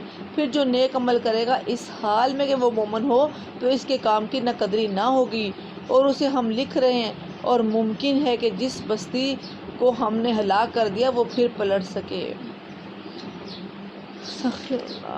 ٹکڑے ٹکڑے، دین کو ٹکڑے ٹکڑے کر ڈالا، اللہ تعالیٰ کہہ رہے ہیں ہمیں دیکھنا ہے کہ کس طرح سے ٹکڑے ٹکڑے کر ڈالا۔ اللہ تعالیٰ کہہ رہے ہیں کہ کسی کے کام کی بھی نہ قدری نہیں کی جاتی، اللہ تعالیٰ ہر کسی کے چھوٹے چھوٹے عمل کی بھی اس کی قدر کرتے ہیں اور اس کی جزا دیتے ہیں، یہاں تک کہ جب یاجوج اور ماجوج کھول دیے جائیں گے اور ہر بلندی سے وہ نکل پڑیں گے اور وہ وعدہ برحق کے پورا ہونے کا وقت قریب آ لگے گا، تو یکا یک ان لوگوں کے دیدے پھٹے کے پھٹے رہ جائیں گے، اور جنہوں نے کفر کیا تھا کہیں گے ہائے ہماری کم بختی، ہم اس چیز کی طرف سے غفلت میں پڑے ہوئے تھے، بلکہ ہم خطا کار تھے۔ بے شک تم اور تمہارے وہ معبود جنہیں تم پوجتے ہو جہنم کا ایندھن ہے، وہی تم کو جانا ہے۔ اگر یہ واقعی خدا ہوتے تو وہاں نہ جاتے، اب سب کو ہمیشہ اسی میں رہنا ہے، وہاں وہ پھنکارے ماریں گے اور حال یہ ہوگا کہ اس میں کان پڑی آواز نہ سنائی دے گی۔ رہے وہ لوگ جن کے لیے ہماری طرف سے بلائی کا پہلے ہی فیصلہ ہو چکا ہوگا، وہ یقیناً اس سے دور رکھے جائیں گے، اس کی سراہٹ تک نہ سنیں گے، وہ ہمیشہ ہمیشہ من باتی چیزوں کے درمیان رہیں گے۔ وہ انتہائی گھبراہٹ کا وقت ان کو ذرا پریشان نہ کرے گا، اور ملائکہ بڑھ کر ان کو ہاتھوں ہاتھ لیں گے کہ یہ تمہارا وہی دن ہے جس کا تم سے وعدہ کیا جاتا تھا۔ سبحان اللہ۔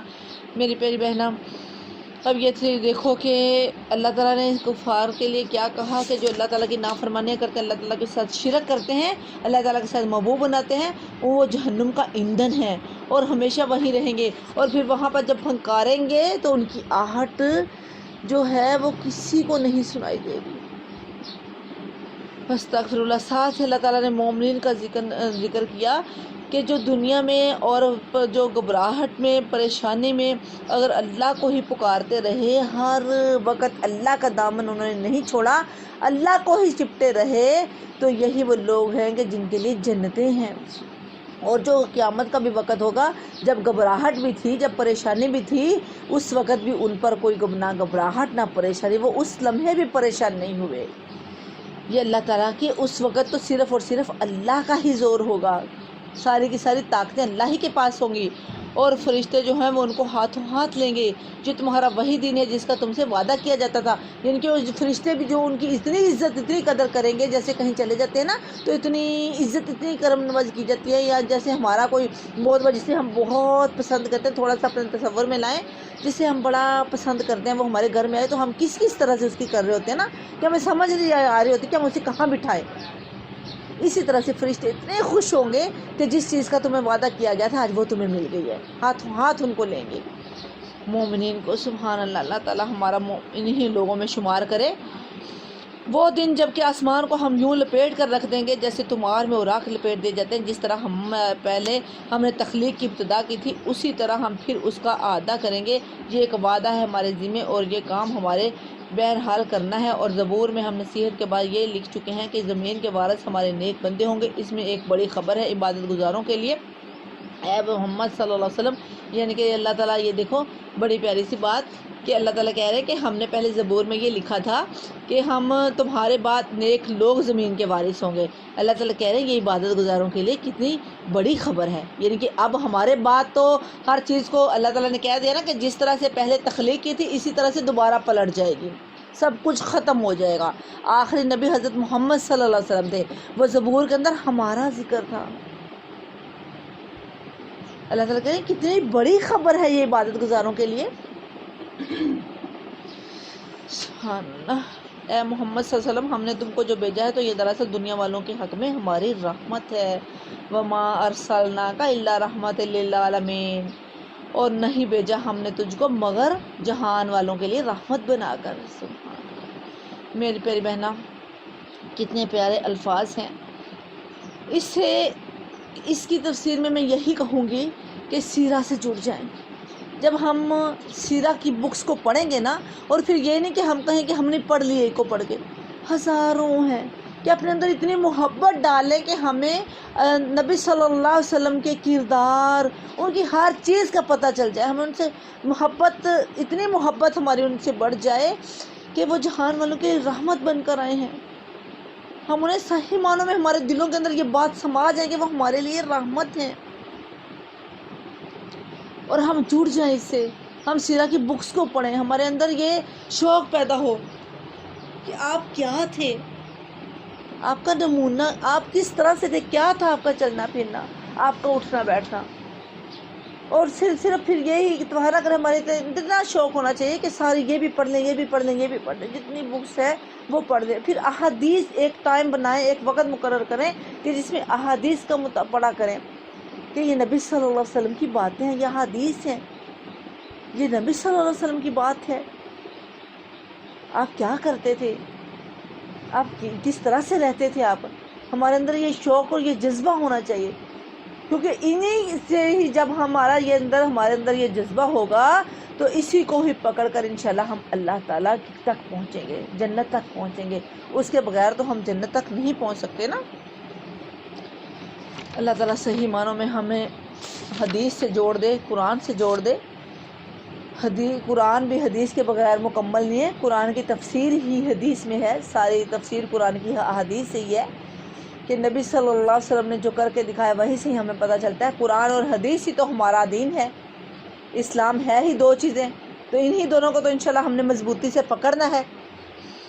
ان سے کہو میرے پاس جو وحی آتی ہے وہ یہ ہے کہ تمہارا خدا صرف ایک ہے، پھر کیا تم سر اطاعت جھکاتے ہو؟ اگر وہ منہ پھیرے تو کہہ دو کہ میں نے اعلان تم کو خبردار کر دیا کہ اب یہ میں نہیں جانتا کہ وہ چیز جس کا تم سے وعدہ کیا جا رہا ہے قریب ہے یا دور۔ اللہ وہ باتیں بھی جانتا ہے جو بآواز بلند کہی جاتی ہیں، اور وہ بھی جو تم چھپا کر رہتے ہو۔ میں تو یہ سمجھتا ہوں کہ یہ شاید یہ دیر تمہارے لیے ایک فتنہ ہے اور تمہیں ایک وقت خاص تک کے لیے مزے کرنے کا موقع دیا جا رہا ہے۔ آخر کار رسول اللہ صلی اللہ علیہ وسلم نے کہا کہ میرے رب حق کے ساتھ فیصلہ کر دے، اور لوگوں تم جو باتیں بناتے ہو ان کے مقابلے میں ہمارا رب رحمان ہی ہمارے لیے مدد کا سہارا ہے۔ سبحان اللہ۔ اب الحمدللہ ہماری سورہ انبیاء مکمل ہوئی۔ اللہ تعالیٰ صحیح معنوں میں ہمیں باعمل بنائے۔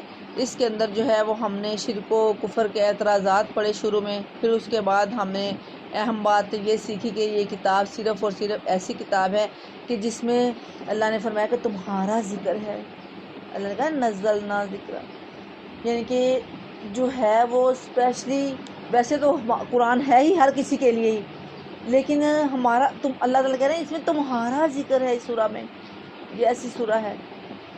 اس کے بعد پھر یہ کہ زندگی کا ایک مقصد ہے کہ جس کا حق نظر آئے اور باطل کو چوٹ لگے، ہے نا، یہ بھی کہ ہم نے ایسی انشاءاللہ اپنی زندگی کو بنانا ہے، اپنی زندگی کا ایک مقصد ایسا بنانا ہے کہ ہم نے انشاءاللہ حق کے ساتھ باطل کو چوٹ لگانی ہے۔ پھر توحید، پھر مشرکین کے خداؤں کی بے بسی کا ذکر پڑا، پھر انبیاء کا ذکر پڑا کہ ہر مشکل میں اللہ ہی کو انہوں نے پکارا اور اللہ ہی نے ان کو اس مشکل سے نکالا۔ اللہ تعالیٰ صحیح معنوں میں ہمیں باعمل بنائے۔ آگے شروع کرتے ہیں سورہ حج۔ اس میں جو ہے وہ مکی اور مدنی صورتوں کی خصوصیات ملی جلی ہیں، اسی وجہ سے مفسرین میں اس امر پر اختلاف ہوا ہے کہ یہ مکی ہے یا مدنی۔ اس کا موضوع جو بحث ہے وہ 3 گروہ اس سے مخاطب ہے۔ ایک مشرکین، دوسرا جو ہے وہ مذبذب مسلمان جو کہ کبھی ادھر کبھی ادھر ڈاواڈول نئے نئے مسلمان نا جو ابھی شک و شبے میں تھے۔ تیسرے جو ہے وہ اہل ایمان سے خطاب ہے۔ پڑھتے ہیں انشاءاللہ تفصیل سے اس کے اندر ہی۔ سورہ حج، بسم اللہ الرحمن الرحیم۔ یا ایھا الناس اتقوا ربکم، اے لوگو ڈرو اس رب سے، ان زلزلۃ الساعۃ شیء عظیم، کہ حقیقت یہ ہے کہ قیامت کا زلزلہ بڑی ہولناک چیز ہے۔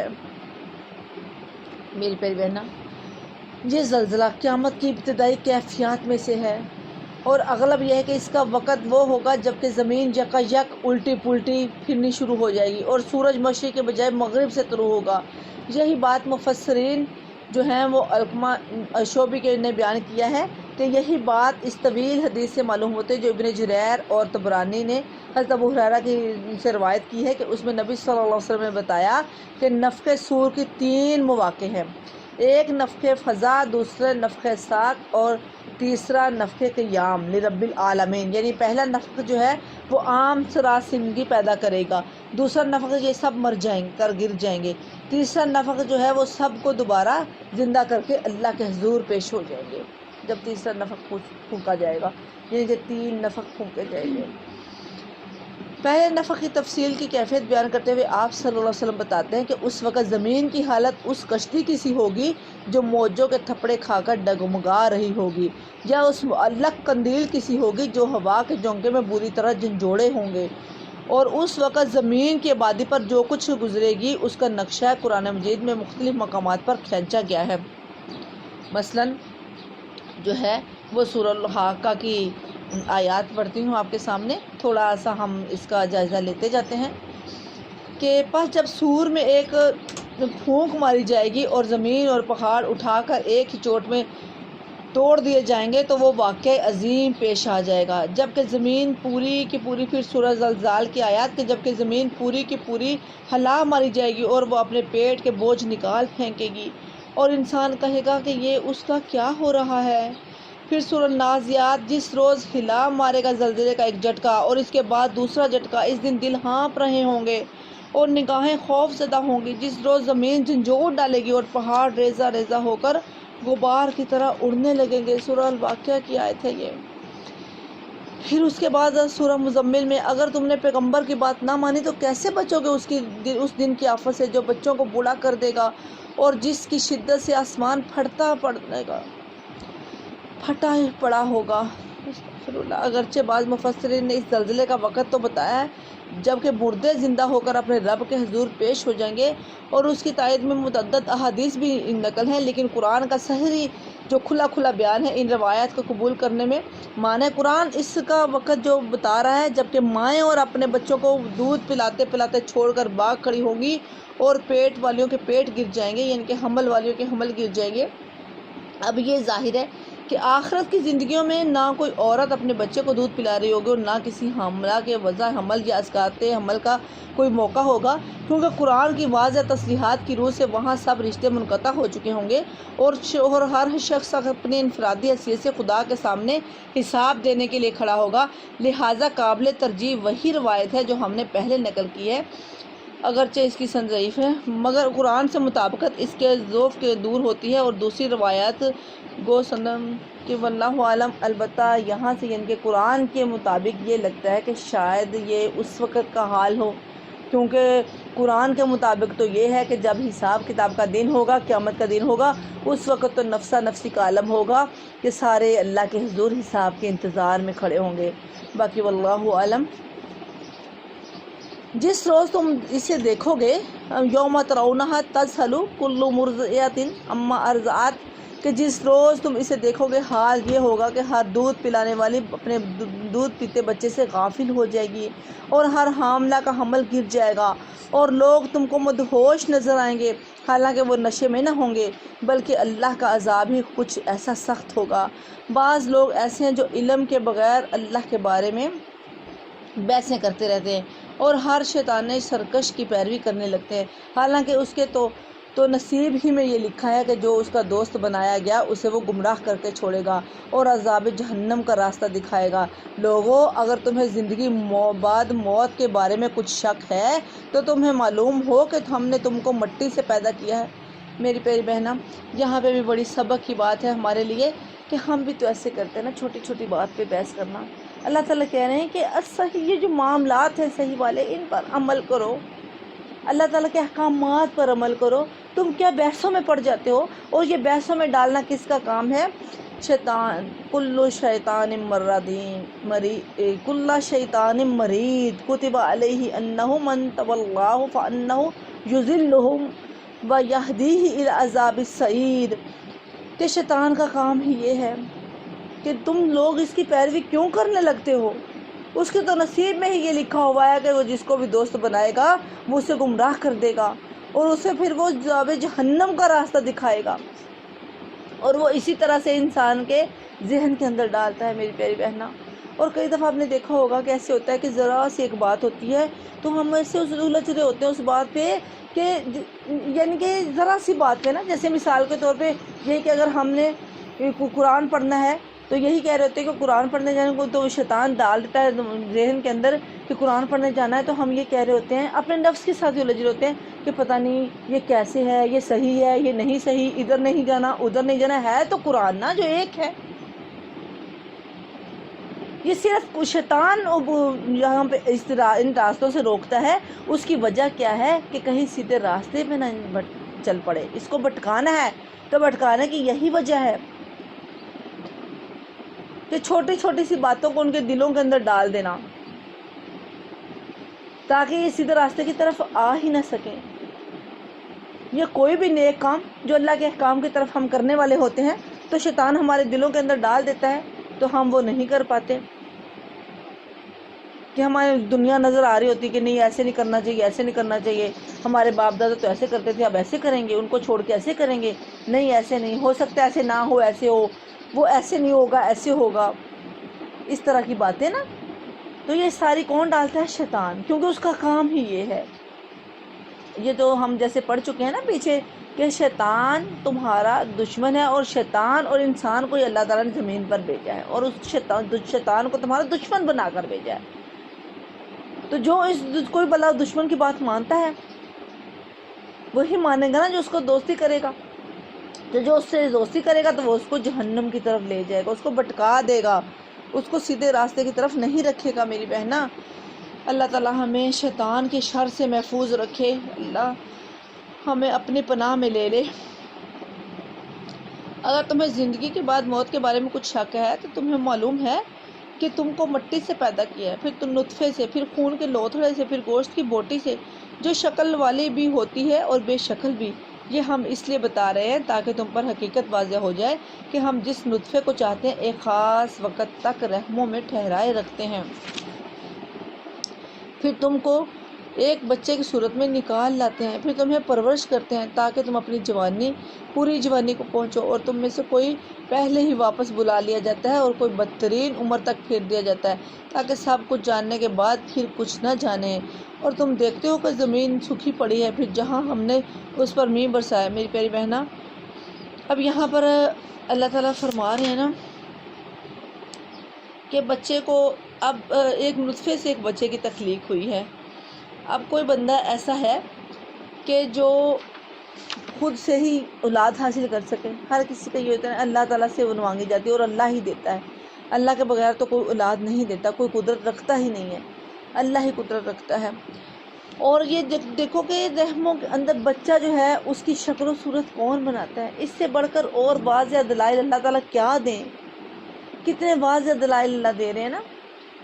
تو جب وہ بڑا ہوتا ہے تو پھر وہ اس کو جس نے یہ سارا کچھ بنایا اس کو پکارنا چاہیے نا، جس نے بن دیکھے اس کی آنکھیں بنا دیں، اس کے کان بنا دیے، اس کے پاؤں بنا دیے، ہاتھ بنا دیے، پھر وہ کس طرح سے اللہ کا منکر ہو جاتا ہے اور اللہ کو چھوڑ کر کسی اور کی عبادت کرنے لگ جاتا ہے، کسی اور کے آگے جھک جاتا ہے، کسی اور کی عبادت کا مطلب جیسے میں پہلے ہی آپ کو بتا چکی کہ 3 طرح کی ہیں، کسی اور کی باتیں ماننے لگ جاتا ہے۔ اللہ تعالیٰ صحیح معنوں میں توحید کی سمجھ عطا فرمائے۔ اور یہاں پر ہمیں یہ ہے کہ سب کچھ جاننے کے بعد پھر کچھ نہ جانے، یعنی بڑھاپے کی وہ حالت جس میں آدمی کو اپنے تن بدن کا ہوش بھی نہیں رہتا۔ وہی شخص جو دوسروں کو عقل بتاتا ہے بوڑھا ہو کر اس حالت کو پہنچ جاتا ہے جو بچے کی حالت سے مشابہ ہوتی ہے، اور جس علم اور واقفیت اور تجربہ کاری پر اس کو ناز ہوتا ہے وہ ایسی بے خبری میں تبدیل ہو جاتی ہے کہ بچے تک کہ اس پر ہنسنے لگتے ہیں۔ ایسے بوڑھاپے سے اللہ تعالیٰ نے پناہ، نبی صلی اللہ علیہ وسلم نے فرمایا نا کہ ایسے بڑھاپے سے پناہ مانگا کرو۔ یہ دعا ہے، دعا سکھائی ہے اللہ کے نبی نے کہ یہ دعا پڑھا کرو کہ ایسے بڑھاپا اللہ تعالیٰ کسی کو نہ دے۔ کہ آج کے زمانے میں انسان کیسے جس علم اور جس اپنے امتیاز پن پر بندہ ناز کر رہا ہوتا ہے، اسی پر ہی جب بڑھاپے میں ہو جاتا ہے تو وہ ویلیں مارتا ہے، اسی پر ہی بچے ہنستے ہیں۔ دیکھے ہوں گے اپنے بہت سے بوڑھے ایسے۔ اللہ تعالیٰ ایسے بڑھاپے سے نجات دے۔ اس لیے اسے کہا گیا ہے کہ تم میں سے کوئی پہلے ہی واپس بلا لیا جاتا ہے اور کوئی بدترین عمر تک پھیر جاتا ہے۔ اس عمر کو بدترین عمر کہا گیا ہے کہ یہ بہت ہی بدترین عمر ہے۔ اس سے پناہ مانگنی چاہیے کہ اللہ تعالیٰ ایسی عمر کسی کو نہ دے کہ جس میں انسان اپنی عقل ہی کھو بیٹھے۔ اور تم دیکھتے ہو کہ زمین سوکھی پڑی ہے، پھر جہاں ہم نے اس پر میंہ برسایا اور یکایک وہ پھبک اٹھی اور پھول گئی، اور اس نے ہر قسم کی خوش منظر نباتات اگلنی شروع کر دی۔ یہ سب کچھ اس وجہ سے ہے کہ اللہ ہی حق ہے اور وہ مردوں کو زندہ کرتا ہے اور وہ ہر چیز پر قادر ہے۔ یہ اس بات کی دلیل ہے کہ قیامت کی گھڑی آ کر رہے گی، اس میں کسی شک کی گنجائش نہیں۔ وہ اللہ ضرور ان لوگوں کو اٹھائے گا جو قبروں میں جا چکے ہیں۔ اللہ تعالیٰ کا اب یہاں پہ بار بار جو ہے وہ اللہ تعالیٰ کہتے ہیں کہ جو سارا کچھ یہ کر سکتا ہے تو کیا قیامت نہیں لا سکتا۔ ان ساری چیزوں سے یہ ہے کہ ہر چیز پر اللہ قادر ہے، تو قیامت لانے پر بھی اللہ قادر ہے۔ تو یہ کیسے کون لوگ کہتے ہیں کہ قیامت نہیں آ سکتی؟ قیامت آ کر رہے گی، اس میں کوئی شک نہیں ہے، شک کی گنجائش ہی نہیں بچتی۔ ان آیات میں انسان کی پیدائش کے مختلف اطوار، زمین پر بارش کے اثرات اور نباتات کی پیداوار کو 5 حقیقتوں کی نشاندہی کرنے والے دلائل قرار دیا گیا ہے۔ نمبر 1 یہ کہ اللہ ہی حق ہے۔ نمبر 2 یہ کہ وہ مردوں کو زندہ کرتا ہے، یہ جو آیت ہم نے بھی پڑھی ہے نا، یہ جو آیات ابھی پڑھی ہے 7 تک ان میں۔ اور نمبر 3 یہ کہ وہ ہر چیز پر قادر ہے۔ نمبر 4 یہ کہ قیامت کی گھڑی آ کر رہے گی۔ نمبر 5 یہ کہ اللہ ضرور ان سب لوگوں کو زندہ کر کے اٹھائے گا جو مر چکے ہیں۔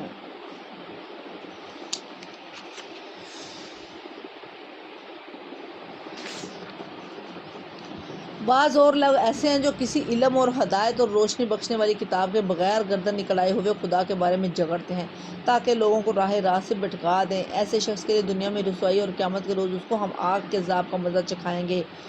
یہ تو عام سی بات ہے نا، عام سی بات ہے کہ ہر بندہ جو ہے جس کو کچھ بھی پتہ نہیں ہوتا، قرآن کو ٹچ تک نہیں اس نے کیا ہوتا۔ ٹچ کرنے سے مراد ہے نازہ، جتنا مرضی پڑھ لو، نازے سے تو قرآن کی سمجھ نہیں آتی نا کہ اللہ تعالیٰ نے ہمیں کیا کہا ہے۔ ترجمے تفسیر سے پڑھنے سے ہی سمجھ آتی ہے نا کہ اللہ تعالیٰ نے ہمیں کیا کہا ہے۔ ان کو کچھ نہیں ہوتا، پتہ ہوتا، سنی سنائی باتوں پہ جھگڑ رہے ہوتے ہیں لوگوں سے۔ جو اللہ تعالیٰ نے کہا ہی نہیں ہوتا وہ تھوپ رہے ہوتے ہیں کہ اللہ نے ایسے کہا، اللہ نے ایسے کہا، اللہ نے ایسے کہا، اللہ کے رسول نے ایسے کہا، اللہ کے رسول نے ایسے کہا، اللہ کے پتہ ہی نہیں ہوتا۔ اللہ تعالیٰ اللہ پر بہتان لگاتے ہیں، یہ ان کو اللہ تعالیٰ کہہ رہے ہیں کہ جن کو کچھ پتہ ہی نہیں، علم اور ہدایت کی روشنی بخشنے والی کتاب کے بغیر ہی، اس کو پڑھنے کے بغیر ہی وہ گردن نکلائے ہوئے ہوتے ہیں۔ وہ دنیا کی بات، جو علم ہے دنیا کا ہی، چاہے وہ PhD کر لے، جو مرضی کر لے، لیکن وہ جاہل ہے اللہ کی نظر میں۔ جب قرآن کا، حدیث کا، اللہ کا، اسلام کا علم ہی نہیں ہے، دین کا علم نہیں ہے، تو وہ علم جو ہے یہ تو علم فنون ہے بس۔ دین کا علم جو ہے اس کے بغیر ہی وہ گردن نکلائے ہوئے ہیں، پھر اللہ کے بارے میں جھگڑا کرتے ہیں تاکہ لوگوں کو راہ خدا سے بھٹکا دیں، یعنی کہ جو سیدھے راستے کی طرف آتا ہے ان سے جھگڑا کرتے ہیں۔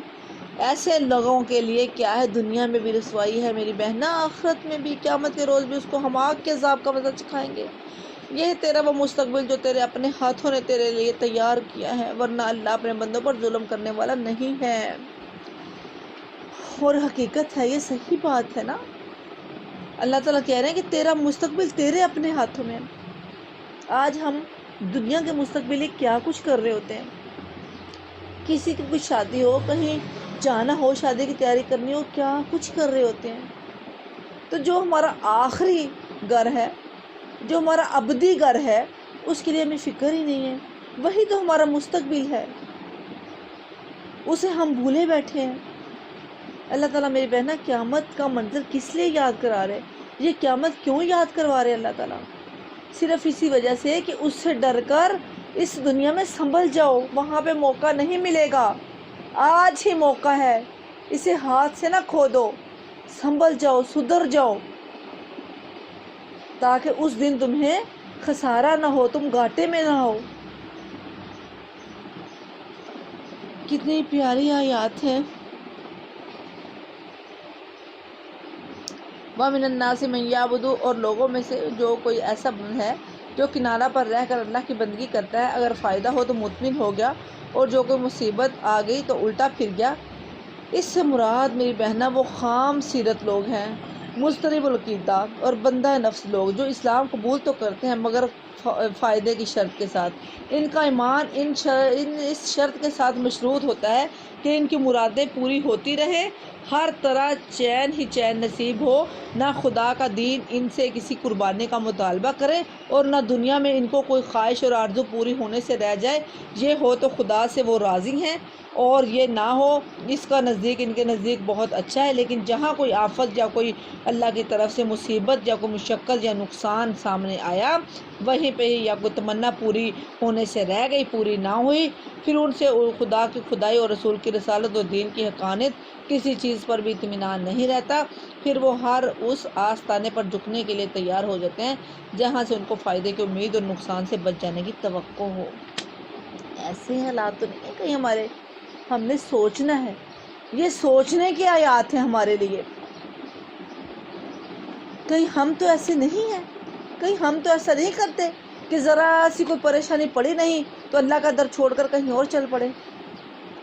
جہاں خوشیاں ملتی رہیں تو خوش رہے، جہاں پہ تھوڑی سی اللہ کی طرف سے کوئی مشکل پیش آئی تو وہاں پہ سے اللہ سے کو چھوڑ کر اور کہیں اور چل پڑے، ڈگمگا گئے. اللہ کی خدا کی خدائیت اور رسول کی رسالت چھوڑ کر کہیں اور چل پڑے. جیسے کہ لوگ دنیا میں خالص ایمان سے محروم اور آخرت میں اللہ کی رحمت سے محروم. ٹھیک ہے، ایسے جو لوگ ہیں وہ کیا ہوں گے کہ دنیا میں بھی ایمان کی دولت سے محروم اور آخرت میں اللہ کی رحمت سے محروم. اعوذ باللہ من ذالک، اللہ نہ کرے. اور لوگوں میں سے کوئی ایسا جو کنارے پر رہ کر اللہ کی بندگی کرتا ہے، اور اگر فائدہ ہو تو مطمئن ہوا، اور جو کوئی مصیبت آ گئی تو پھر الٹا پھر گیا. اس کی دنیا میں بھی گئی، اس کی دنیا بھی گئی اور آخرت بھی، ہے نا. کہ نہ دنیا نہ آخرت. دنیا کیا گئی کہ دنیا میں ایمان کی دولت سے محروم. اصل دولت تو ایمان کی دولت ہے میری بہنا. یہ دنیاوی دولت اللہ کے نزدیک کوئی معنی نہیں رکھتی، یہ تو آنی جانی ہوتی ہے. اور آخرت میں بھی محروم، آخرت میں اللہ تعالیٰ کی رحمت سے محروم. یہ ہے کھلی گاٹا، کھلا گاٹا، صریح خسارہ. پھر وہ اللہ کو چھوڑ کر ان کو پکارتا ہے جو اس نقصان کو نہ اس کو نقصان پہنچا سکتے ہیں نہ فائدہ. یہ ہے گمراہی کی انتہا. اور ان کو پکارتا ہے جن کا نقصان ان کے فائدے سے قریب تر ہے. بدترین ہے اس کا مولا اور بدترین ہے اس کا رفیق. اس کے برعکس اللہ ان لوگوں کو جو ایمان لائے اور جنہوں نے نیک اعمال کیے یقیناً ایسی جنتوں میں داخل کرے گا جن کے نیچے نہریں بہہ رہی ہیں. اللہ کرتا ہے جو کچھ چاہتا ہے. جو شخص یہ گمان رکھتا ہے کہ اللہ دنیا اور آخرت میں اس کی کوئی مدد نہ کرے گا، اسے چاہیے کہ ایک رسی کے ذریعے سے آسمان تک پہنچ کر شگاف لگائے، پھر دیکھ لے کہ آیا اس کی تدبیر کسی ایسی چیز کو رد کر سکتی ہے جو اس کو ناگوار ہے. ایسی کھلی باتوں کے ساتھ ہم نے اس قرآن کو نازل کیا ہے، اور ہدایت اللہ جس سے چاہتا ہے دیتا ہے. میری پیاری بہنیں، یہ کتنی کھلی آیات ہیں. اس کے بعد کچھ چھپا رہ گیا ہے؟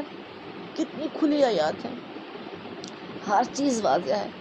اس لیے اللہ تعالیٰ کہہ رہے ہیں کہ یہ لوگ پھر بھی کس چیز کا انتظار کر رہے ہیں. ساتھ ہی اللہ تعالیٰ نے یہ کہا ہے نا کہ جو اللہ تعالیٰ کو پکارتے ہیں ان کے لیے نہریں ہیں. اللہ تعالیٰ کہتے ہیں میرے جو مومن متقی بندے ہیں وہ کہیں پریشان نہ ہو جائیں. اب اللہ تعالیٰ یہاں پہ کہہ رہے ہیں کہ یہ کیا گمان کرتے ہیں، پھر بھی یہ کیا چاہتے ہیں، کیا سمجھتے ہیں. اب اللہ تعالیٰ کی رسی کو جو ہے وہ ذریعے آسمان تک کچھ شگاف لگائیں، پھر دیکھ لیں کہ آیا اس کی تدبیر کسی ایسی چیز کو رد کر سکتے جو اس کو ناگوار ہے. اس کے بارے میں یہاں پہ لکھا ہے کہ یہ گمان کرنے والا شخص وہی ہے جو کنارے پر کھڑا ہو کر بندگی کرتا ہے جب تک حالات اچھے رہتے ہیں، مطمئن رہتا ہے، اور جب کوئی آفت یا مصیبت آتی ہے یا کسی ایسی حالت سے دوچار ہوتا ہے جو اسے ناگوار ہے تو خدا سے پھر جاتا ہے اور ایک ایک آستانے پر ماتھا رگڑنے لگتا ہے۔ اس شخص کی یہ کیفیت کیوں ہے؟ اس لیے کہ وہ قضائے الہی سے راضی نہیں ہے اور یہ سمجھتا ہے کہ قسمت کے بناؤ اور بگاڑ کے سارے رشتے اللہ کے سوا کسی اور کے ہاتھ میں بھی ہیں، اور اللہ سے مایوس ہو کر دوسرے آستانوں سے امیدیں وابستہ کرتا ہے۔ اس بنا پر فرمایا جا رہا ہے کہ جس شخص کے یہ خیالات ہوں گے وہ اپنا سا کا زور لگا کر دیکھ لے، حتیٰ کہ اگر آسمان کو پھاڑ کر بھی ٹھکلی لگا سکتا ہو تو یہ بھی کر کے دیکھ لے کہ آیا اس کی کوئی تقدیر الہی سے کسی فیصلے کو بدل سکتی ہے جو اس کو ناگوار ہے، کہ بے شک پسند ہو یا ناپسند ہو، لیکن جو اللہ کا فیصلہ ہے اس کو کوئی بدل نہیں سکتا۔ ان الذین آمنوا والذین ہادوا والصابئین والنصارى والمجوس والذین اشرکوا، جو لوگ ایمان لائے اور جو یہودی ہوئے اور صابی اور نصارہ اور مجوس، جن لوگوں نے شرک کیا، ان سب کے درمیان اللہ قیامت کے روز فیصلہ کر دے گا۔ ہر چیز اللہ کی نظر میں ہے، کیا تم دیکھتے نہیں ہو کہ اللہ کے آگے سربسجود ہیں وہ سب جو آسمانوں میں ہیں اور جو زمین میں ہیں، سورج اور زمین اور چاند، تارے اور پہاڑ اور درخت اور جانور اور بہت سے انسان اور بہت سے لوگ بھی جو عذاب کے مستحق ہو چکے ہیں، اور جسے اللہ ذلیل و خوار کر دے اسے پھر کوئی عزت دینے والا نہیں ہے۔ اللہ کرتا ہے جو کچھ چاہتا ہے۔ ان اللہ یفعل ما یشاء، اللہ چاہتا ہے جو کچھ کرتا ہے۔ سجدہ کی آیات ہیں، پہلے سجدہ کر لیں۔ پر جو ہے یہ سجدہ کرنے سے جو شیطان ہے یہ اپنے سر میں خاک ڈالتا ہے، اس کو بڑی تکلیف ہوتی ہے کہ یہ انسان سجدہ کیوں کر رہا ہے، کیونکہ اس سجدے کی وجہ سے تو میں نے جہنم میں جانا ہے اور اس نے جنت میں جانا ہے، اسے بڑی تکلیف ہوتی ہے۔ اس وجہ سے سجدہ ضروری ہے، فرض نہیں ہے، سنت ہے۔ یہ دو فریق ہیں جن کے درمیان اپنے رب کے معاملے میں جھگڑا ہے۔ ان میں سے وہ لوگ جنہوں نے کفر کیا ان کے لیے آگ کے لباس کاٹے جا چکے ہیں، ان کے سروں پر کھولتا ہوا پانی ڈالا جائے گا جس سے ان کی کھالیں ہی نہیں پیٹ کے اندر کے حصے تک نکل جائیں گے، استغفر اللہ، گل جائیں گے، اور ان کی خبر لینے کے لیے لوہے کے گرز ہوں گے، استغفر اللہ، نعوذ باللہ من ذالک۔ پھر پیاری بہنا، سر کا ذکر اس لیے کیا گیا کہ پورے جسم میں اہم ترین انسانی ایک سر ہے نا، اور اوپر سب سے اہم چوٹی پر ہے، اس وجہ سے سر کا ذکر کیا گیا کہ جب سر کو کہ ان کے لیے آگ کے لباس کاٹے جا چکے ہیں اور ان کے سروں پر کھولتا ہوا پانی ڈالا جائے گا جس سے سارا نیچے تک وہ پورا جسم میں متاثر ہو جاتا ہے، جس سے ان کی کھالیں ہی نہیں پیٹ کے اندر کے حصے تک گل جائیں گے، اور ان کی خبر لینے کے لیے لوہے کے گرز ہوں گے۔ جب کبھی وہ گھبرا کر جہنم سے نکلنے کی کوشش کریں گے پھر اسی میں دھکیل دیے جائیں گے کہ چکھو اب جلنے کی سزا کا مزہ۔ دوسری طرف جو لوگ ایمان لائے اور جنہوں نے نیک عمل کیے ان کو اللہ ایسی جنتوں میں داخل کرے گا جن کے نیچے نہریں بہہ رہی ہوں گی۔ سبحان اللہ۔ دیکھو میری پیاری بہنا، جیسے ہی بندہ پریشان ہوتا ہے، اللہ کتنا کریم ہے، اللہ کتنا رحیم ہے۔ اللہ نے دو گروہ بنا دیے، ایک نافرمانوں کا گروہ، ایک فرما برداروں کا گروہ۔ جو نافرمانوں کا گروہ ہے اس کے لیے اللہ تعالیٰ نے یہ سارا کچھ بتا دیا۔ اب میری پیاری بہنا، ہم نے یہ دیکھنا ہے کہ جو نافرمانوں کا گروہ ہے وہ کیا کرتے ہیں۔ انہوں نے اس دنیا کو صرف کھیل تماشا سمجھا ہوا ہے۔ ہم نے یہ سوچنا ہے کہ ہم نے تو اس دنیا کو صرف دل لگانے کی جگہ نہیں سمجھا ہوا، ہم نے صرف یہی مقصد تو نہیں سمجھا ہوا کہ یہ بس کھیل تماشا ہے،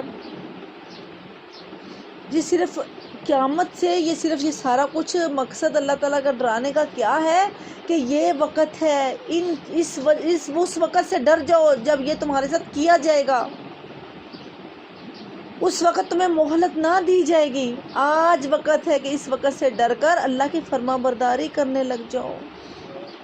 ہم نے اپنا محاسبہ کرنا ہے کہ پیچھے جتنے بھی حالات آئے ہیں، جتنا کچھ بھی پیچھے آیا ہے، کیا ہم ان میں سے کچھ ایسا تو نہیں کرتے ہیں کہ اللہ ہم سب ناراض ہو جائے اور پھر اللہ تعالیٰ ناراضگی کے سبب خدا نخواستہ اللہ نہ کرے، نعوذ باللہ من ذالک، کچھ ایسا ہو، اللہ نہ کرے۔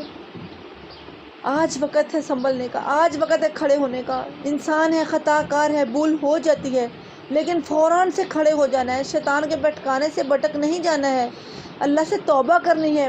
اللہ تعالیٰ بڑا ہی شفیق ہے، توبہ کو معاف کرنے والا ہے، رحیم ہے، فوراً سے توبہ کو قبول کرنے والا ہے۔ اللہ تو بہانے ڈھونڈتا ہے کہ میرا بندہ میرے سے معافی مانگے تو مجھے معاف کرو، ہم ہی اللہ کی طرف نہیں آتے ہیں۔ فوراً سے توبہ کرنی ہے کہ یا اللہ ہم سے یہی غلطی ہوئی ہے، اللہ کہیں ہمیں ناراض نہ ہو جانا ہم سے، اللہ کہیں ہماری پکڑ نہ کر لینا، اللہ ہمیں معاف کر دے، اور اللہ ہمیں اس طرح سے بنا دے اللہ کہ ہم نیکیوں میں سبقت کرنے والے بن جائیں۔ اللہ تو کرنے پہ قادر ہے، اللہ تو بنا سکتا ہے۔ اللہ سے میری بہنیں یہ دعائیں کیا کرو، یہ مانگا کرو، اللہ ہمارے اندر اخلاص پیدا کر دے۔ اللہ ہر وقت ہمارا مقصد تیری رضا ہو، بس کہ تو راضی ہو جائے ہم سے، ہمارے ہر کام کے اندر تیری رضا شامل ہو، مقصد تیری رضا ہو کہ اللہ تو ہم سے راضی ہو جائے۔ جب اللہ راضی ہو جائے گا تو انشاءاللہ ہماری کامیابی، دنیا بھی کامیاب، آخرت میں بھی کامیابی۔ اللہ کی رضا مقصد ہونا چاہیے، اور وہ تب ہوگا جب ہم تقوی اختیار کریں گے، متقی بن جائیں گے۔ ساتھ اللہ تعالیٰ نے فرما بردار والوں کو کیا کہا کہ جو اللہ کی فرما برداری کرنے والے ہیں، جو اللہ کی حکموں کو ماننے والے ہیں، ساتھ اللہ نے کہا کہ میرے بندے جو اللہ کو ماننے والے ہیں، میرے مومن بندے ہیں، جو مجھ پر ایمان لانے والے ہیں، جن کا میرے سوا کوئی ہے ہی نہیں، وہ کہیں پریشان نہ ہو جائیں۔ یہ آیات پڑھ کے نا اللہ کتنا رحیم ہے میری بہنوں۔ ساتھ اللہ نے کہا کہیں وہ ٹینشن نہ لے جائیں، پریشان نہ ہو جائیں۔ ساتھ اللہ فوراً سے کہہ رہے ہیں کہ جنہوں نے نیک عمل کیا ان کو اللہ ایسی جنتوں میں داخل کرے گا جن کے نیچے نہریں بہہ رہی ہوں گی، اور وہاں وہ سونے کے کنگنوں اور موتیوں سے راستہ کیے جائیں گے۔ سبحان اللہ، اتنی نعمتیں ہوں گی، اور ان کے لباس ریشم کے ہوں گے، اور ان کے پاکیزہ بات قبول کرنے کی ہدایت بخشی گئی، اور انہیں خدا ستودہ صفات کا راستہ دکھایا گیا۔ جن لوگوں نے کفر کیا اور جو اللہ کے راستے سے روک رہے ہیں اور اس مسجد حرام کی زیارت میں مانے ہیں جسے ہم نے سب لوگوں کے لیے بنایا ہے، جس میں مقامی باشندوں اور باہر سے آنے والوں کے حقوق برابر ہیں، ان کی روش یقیناً سزا کی مستحق ہے۔ اس مسجد حرام میں جو بھی راستے سے ہٹ کر ظلم کا طریقہ اختیار کرے گا اور اسے ہم دردناک عذاب کا مزہ چکھائیں گے۔ یاد کرو وہ وقت جب کہ ہم نے ابراہیم علیہ السلام کے لیے اس گھر خانہ کعبہ کی جگہ تجویز کی تھی، اس ہدایت کے ساتھ کہ میرے ساتھ کسی چیز کو شریک نہ کرو، اور میرے گھر کو طواف کرنے والوں، قیام اور سجود کرنے والوں کے لیے پاک رکھو، اور لوگوں کو حج کے لیے اذن عام دے دو کہ وہ تمہارے پاس ہر دور دراز کے مقام سے پیدل اور اونٹوں پر سوار آئیں تاکہ وہ فائدے دیکھیں جو یہاں ان کے لیے رکھے گئے ہیں۔ میری پیاری بہناں، یہاں پر دیکھو اللہ تعالیٰ کیا فرما رہے ہیں کہ یہاں پہ دور دراز سے آنے والوں کے فائدے ہیں، دنیا کا بھی فائدہ ہے، آخرت کا بھی فائدہ ہے۔ دنیا کا فائدہ، تجارت کرتے ہیں لوگ وہاں پہ، آپ نے دیکھا ہوگا ابھی تک ہے، اس وقت سے چلا رہا ہے کہ اللہ تعالیٰ نے فائدے رکھے ہیں۔ دنیا کا بھی فائدہ، آخرت کا تو وہاں انشاءاللہ ہے ہی ہے۔ خالص اللہ کے لیے جب عبادت کی جاتی ہے تو وہاں پر اللہ تعالیٰ نے فائدے رکھے ہیں، اور پھر وہاں پہ ہر طرح کی نعمتیں ہیں، سارا کچھ ہے۔ پیچھے بڑی تفصیل کے ساتھ ہم یہ سارا پڑھ چکے ہیں نا، اور اللہ تعالیٰ کہہ رہے ہیں دور دراز سے لوگ پیدل آئے، اونٹوں پر آئے تاکہ وہ فائدے دیکھیں جو ہم نے ان کے لیے رکھے ہیں، اور چند مقررہ دنوں میں جو ان جانوروں پر اللہ کا نام لیں جو اس نے انہیں بخشے ہیں، خود بھی کھائیں اور تندرست محتاج کو بھی دیں، پھر اپنا میل کچل دور کریں اور اپنی نظریں پوری کریں اور اس قدیم گھر کا طواف کریں۔ یہ تھا تعمیر کعبہ کا مقصد، اور جو کوئی اللہ کی قائم کردہ حرمتوں کا احترام کرے تو یہ اس کے رب کے نزدیک خود اسی کے لیے بہتر ہے، اور تمہارے لیے مویشی جانور حلال کیے گئے ماں سوا ان چیزوں کے جو تمہیں بتائی جا چکی ہیں۔ پس بتوں کی گندگی سے بچو، جھوٹی باتوں سے پرہیز کرو، یکسو ہو کر اللہ کے بندے بنو، اس کے ساتھ کسی کو شریک نہ کرو، اور جو کوئی اللہ کے ساتھ شریک کرے گا تو گویا اس آسمان سے گر گیا۔ اب تو یا تو اسے پرندے اچک لے جائیں گے یا ہوا اس کو ایسی جگہ لے جا کر پھینک دے گی جہاں اس کے چیتھڑے اڑ جائیں گے۔ یہ ہے اصل معاملہ، اسے سمجھ لو، اور جو اللہ کے مقرر کردہ شعائر کا احترام کرے تو یہ دلوں کے تقویٰ سے ہے۔ تمہیں ایک وقت مقرر تک ان حدیث جانوروں سے فائدہ اٹھانے کا حق ہے، پھر ان کے قربان کرنے کی جگہ اسی قدیم گھر کے پاس ہے۔ ہر امت کے لیے ہم نے قربانی کا ایک قاعدہ مقرر کر دیا ہے تاکہ اس امت کے لوگ ان جانوروں پر اللہ کا نام لیں جو اس نے ان کو بخشے ہیں۔ ان مختلف طریقوں کے اندر مقصد ایک ہی ہے، پس تمہارا خدا ایک ہی خدا ہے اور اسی کے تم فرما بردار بنو۔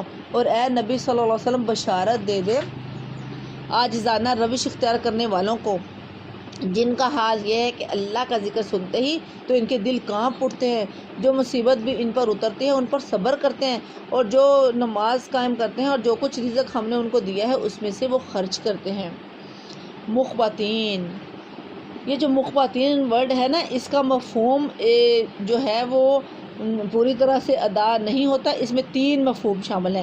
ایک تو استکبار اور غرور نفس چھوڑ کر اللہ کے مقابلے میں عجز اختیار کرنا، اس کی بندگی اور غلامی پر مطمئن ہو جانا، اس کے فیصلوں پر راضی ہو جانا۔ وبشر المخبتین، اللہ تعالیٰ ہمیں مخبتین بنا دے، اللہ ہمیں اپنے فیصلوں پر راضی کر دے۔ اللہ تو ہی راضی کرنے والا، اللہ ہمارے اندر یہ ایسی عاجزی پیدا کر دے کہ ہم تیرے ہر فیصلے سے راضی ہو جائیں۔ اور قربانی کے اونٹوں کو تو ہم نے تمہارے لیے شعائر میں شامل کیا ہے، تمہارے لیے ان میں بلائی ہے، پس انہیں کھڑا کر کے ان پر اللہ کا نام لو، اور جب قربانی کے بعد ان پر پیٹھے زمین پر ٹک جائیں تو ان میں سے خود بھی کھاؤ اور ان کو بھی کھلاؤ جو قناعت کے لیے بیٹھے ہیں، ان کو بھی جو اپنی حاجت پیش کرے۔ ان جانوروں کو ہم نے اس طرح تمہارے لیے مسخر کیا ہے تاکہ تم شکریہ ادا کرو۔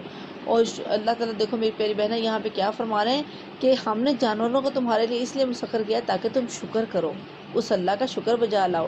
آپ نے دیکھا یہ اونٹ کتنے بڑے بڑے ہیں، کتنے بڑے بڑے اونٹ ہیں۔ کبھی دیکھا ہوگا آپ نے کہ یوں کی تار بنی ہوتی ہے اونٹوں کی، اور سب سے آگے والے اونٹ کے اوپر ایک بچہ بیٹھا ہوا ہوتا ہے۔ تو اتنے بڑے بڑے اونٹ اور ایک چھوٹا سا بچہ، یہ اللہ ہی نے تو یہ جو سدھارے بھی جاتے ہیں، چھوٹا بچپن سے ہی کوئی بھی جانور سدھارا بھی جاتا ہے تو اللہ تعالیٰ ہی تو آپس میں یہ سارا کچھ کرتا ہے، اللہ ہی مسخر کرنے والا ہے نا۔ دلوں کا سارا تو اللہ تعالیٰ کی انگلیوں کے درمیان سارا کچھ اللہ ہی دلوں کو پھیرنے والا ہے۔ اللہ تعالیٰ نے یہ سارے جو ہیں جانور یہ تمہارے تابع کر دیے ہیں۔ بیل دیکھو جس سے تم کام لیتے ہو، چاہے تو تمہیں الٹ کے پھینک دے، کتنا بڑا ہوتا ہے ایک انسان سے۔ تو یہ سارے جانور اللہ تعالیٰ کہتے ہیں اس لیے ہم نے تمہارے مسخر کیے ہیں تاکہ تم شکر کرو، صرف شکر کے لیے۔ لیکن ہم بھولے بیٹھے ہوتے ہیں، نہ ان کے گوشت اللہ کو پہنچتے نہ خون، مگر اسے تمہارا تقویٰ پہنچتا ہے۔ اس نے ان کو تمہارے لیے اس طرح مسخر کیا ہے تاکہ اس کی بخشی ہوئی ہدایت پر تم اس کی تکبیر کرو۔ اور اے نبی صلی اللہ علیہ وآلہ وسلم، کہ اب یہاں پر اللہ تعالیٰ کیا کہہ رہے ہیں کہ اللہ تعالیٰ کو جو تم قربانیاں کرتے ہو نا اس کا کچھ نہیں پہنچتا، کیا پہنچتا ہے؟ تقویٰ۔ اللہ تقویٰ کو دیکھتے ہیں، کوئی گوشت وغیرہ تو اللہ تک نہیں پہنچتا نا۔ تو جو بڑا پن کرنا، کچھ لوگ قربانی کے موقع پر بڑا، اللہ تعالیٰ نہ کوئی بڑے جانور کو دیکھتے ہیں نہ کوئی اللہ تعالیٰ یہ دیکھتے ہیں کہ جانور کیسا تھا کیا تھا، بس اس کی جو حد بندیاں ہیں وہ کہ چھوٹا یا بڑا، کتنے کا آیا کتنے کا نہیں آیا، یہ ساری چیزیں نہیں اللہ کے نزدیک۔ اللہ تقویٰ کو دیکھتے ہیں کہ کیا کس لیے ہے، مقصد کیا تھا، اللہ کی رضا تھا کہ لوگوں کو دکھانا تھا۔ اللہ تعالیٰ ہمیں صحیح معنوں میں متقی بنائے۔ اور خوشخبری دے دو نیک لوگوں کو، یقیناً اللہ دور کرتا ہے ان لوگوں کی طرف سے جو اللہ تعالیٰ مدافعت کرتا ہے، اللہ تعالیٰ مدافعت کرتا ہے ان لوگوں کی طرف سے جو ایمان لائے ہیں۔ یقیناً اللہ تعالیٰ کسی خائن کافر نعمت کو پسند نہیں کرتا۔ میری پیاری بہن، کل خوان کفور، اللہ نہ کسی خیانت کرنے والے کو پسند کرتا ہے اور نہ ہی اللہ تعالیٰ کسی ناشکری کرنے والے کو، جو اللہ تعالیٰ کی نعمتوں کا ناشکری کرتے ہیں نہ اللہ ان کو پسند کرتا ہے۔ ان کو ذہن میں رکھنا، انشاءاللہ ایسا کام نہیں کرنا، ٹھیک ہے۔ پیچھے باقی ہم سارا کچھ الحمدللہ کافی تفصیل سے پڑھ چکے ہیں، اس لیے میں یہاں پڑھی جا رہی ہوں۔ اجازت دے دی ہے ان لوگوں کو جن کے خلاف جنگ کی جا رہی ہے، کیونکہ وہ مظلوم ہیں اور اللہ یقیناً ان کی مدد پر قادر ہے۔ یہ وہ لوگ ہیں جو اپنے گھروں سے ناحق نکال دیے گئے صرف اس قصور پر کہ وہ کہتے تھے ہمارا رب اللہ ہے۔ اگر اللہ لوگوں کو ایک دوسرے کے ذریعے سے دفع نہ کرتا رہے تو خانقاہیں اور گرجا اور معبد اور مسجدیں جن میں اللہ کا کثرت سے نام لیا جاتا ہے سب مسمار کر ڈالی جائیں۔ اللہ ضرور ان لوگوں کی مدد کرے گا جو اس کی مدد کریں گے۔ اب میری پیاری بہنہ، اللہ کی مدد کیا ہے؟ اللہ تعالیٰ کی مدد ہے انفاق، امر بالمعروف، نہی عن المنکر، کیونکہ اللہ تعالیٰ کہتے ہیں کہ اللہ تعالیٰ دیکھو ہماری کس طرح سے مدد کر رہے ہوتے ہیں۔ تھوڑا سا غور کریں، وَلْيَنْصُرَنَّ اللَّهَ وَمَنْ يَنْصُرُهُ۔ اللہ تعالیٰ جب ہم اٹھتے ہیں تو ہمیں اللہ تعالیٰ ہمت دیتے ہیں، اللہ طاقت دیتے ہیں، پاور دیتے ہیں، ہم اٹھتے ہیں، سانس لیتے ہیں، آنکھیں کھلتی ہیں، ہاتھ پاؤں ہلتے ہیں، یہ ساری اللہ ہی تو ہماری مددیں کر رہے ہوتے ہیں. ہم چل رہے ہیں، بول رہے ہیں، سن رہے ہیں. یہ ہمارا جو سینہ کھلا ہوا ہے، قرآن سن رہے ہیں الحمدللہ. سب سے بڑی اللہ تعالیٰ کی مدد، سب سے بڑی اللہ کی مدد ہے کہ اللہ تعالیٰ نے ہمیں ہدایت دی الحمدللہ. ہم قرآن کو پڑھ رہے ہیں، قرآن کو سن رہے ہیں. تو اللہ تعالیٰ کہہ رہے ہیں کہ اللہ کی مدد کیا ہے کہ اللہ تعالیٰ کے احکامات پر عمل کرنا. اللہ تعالیٰ نے جن کاموں سے منع کر دیا ان سے رک جانا. اللہ نے جن کاموں کے کرنے کا حکم دیا ان کو کرنا، اور اللہ کے راستے میں خرچ کرنا.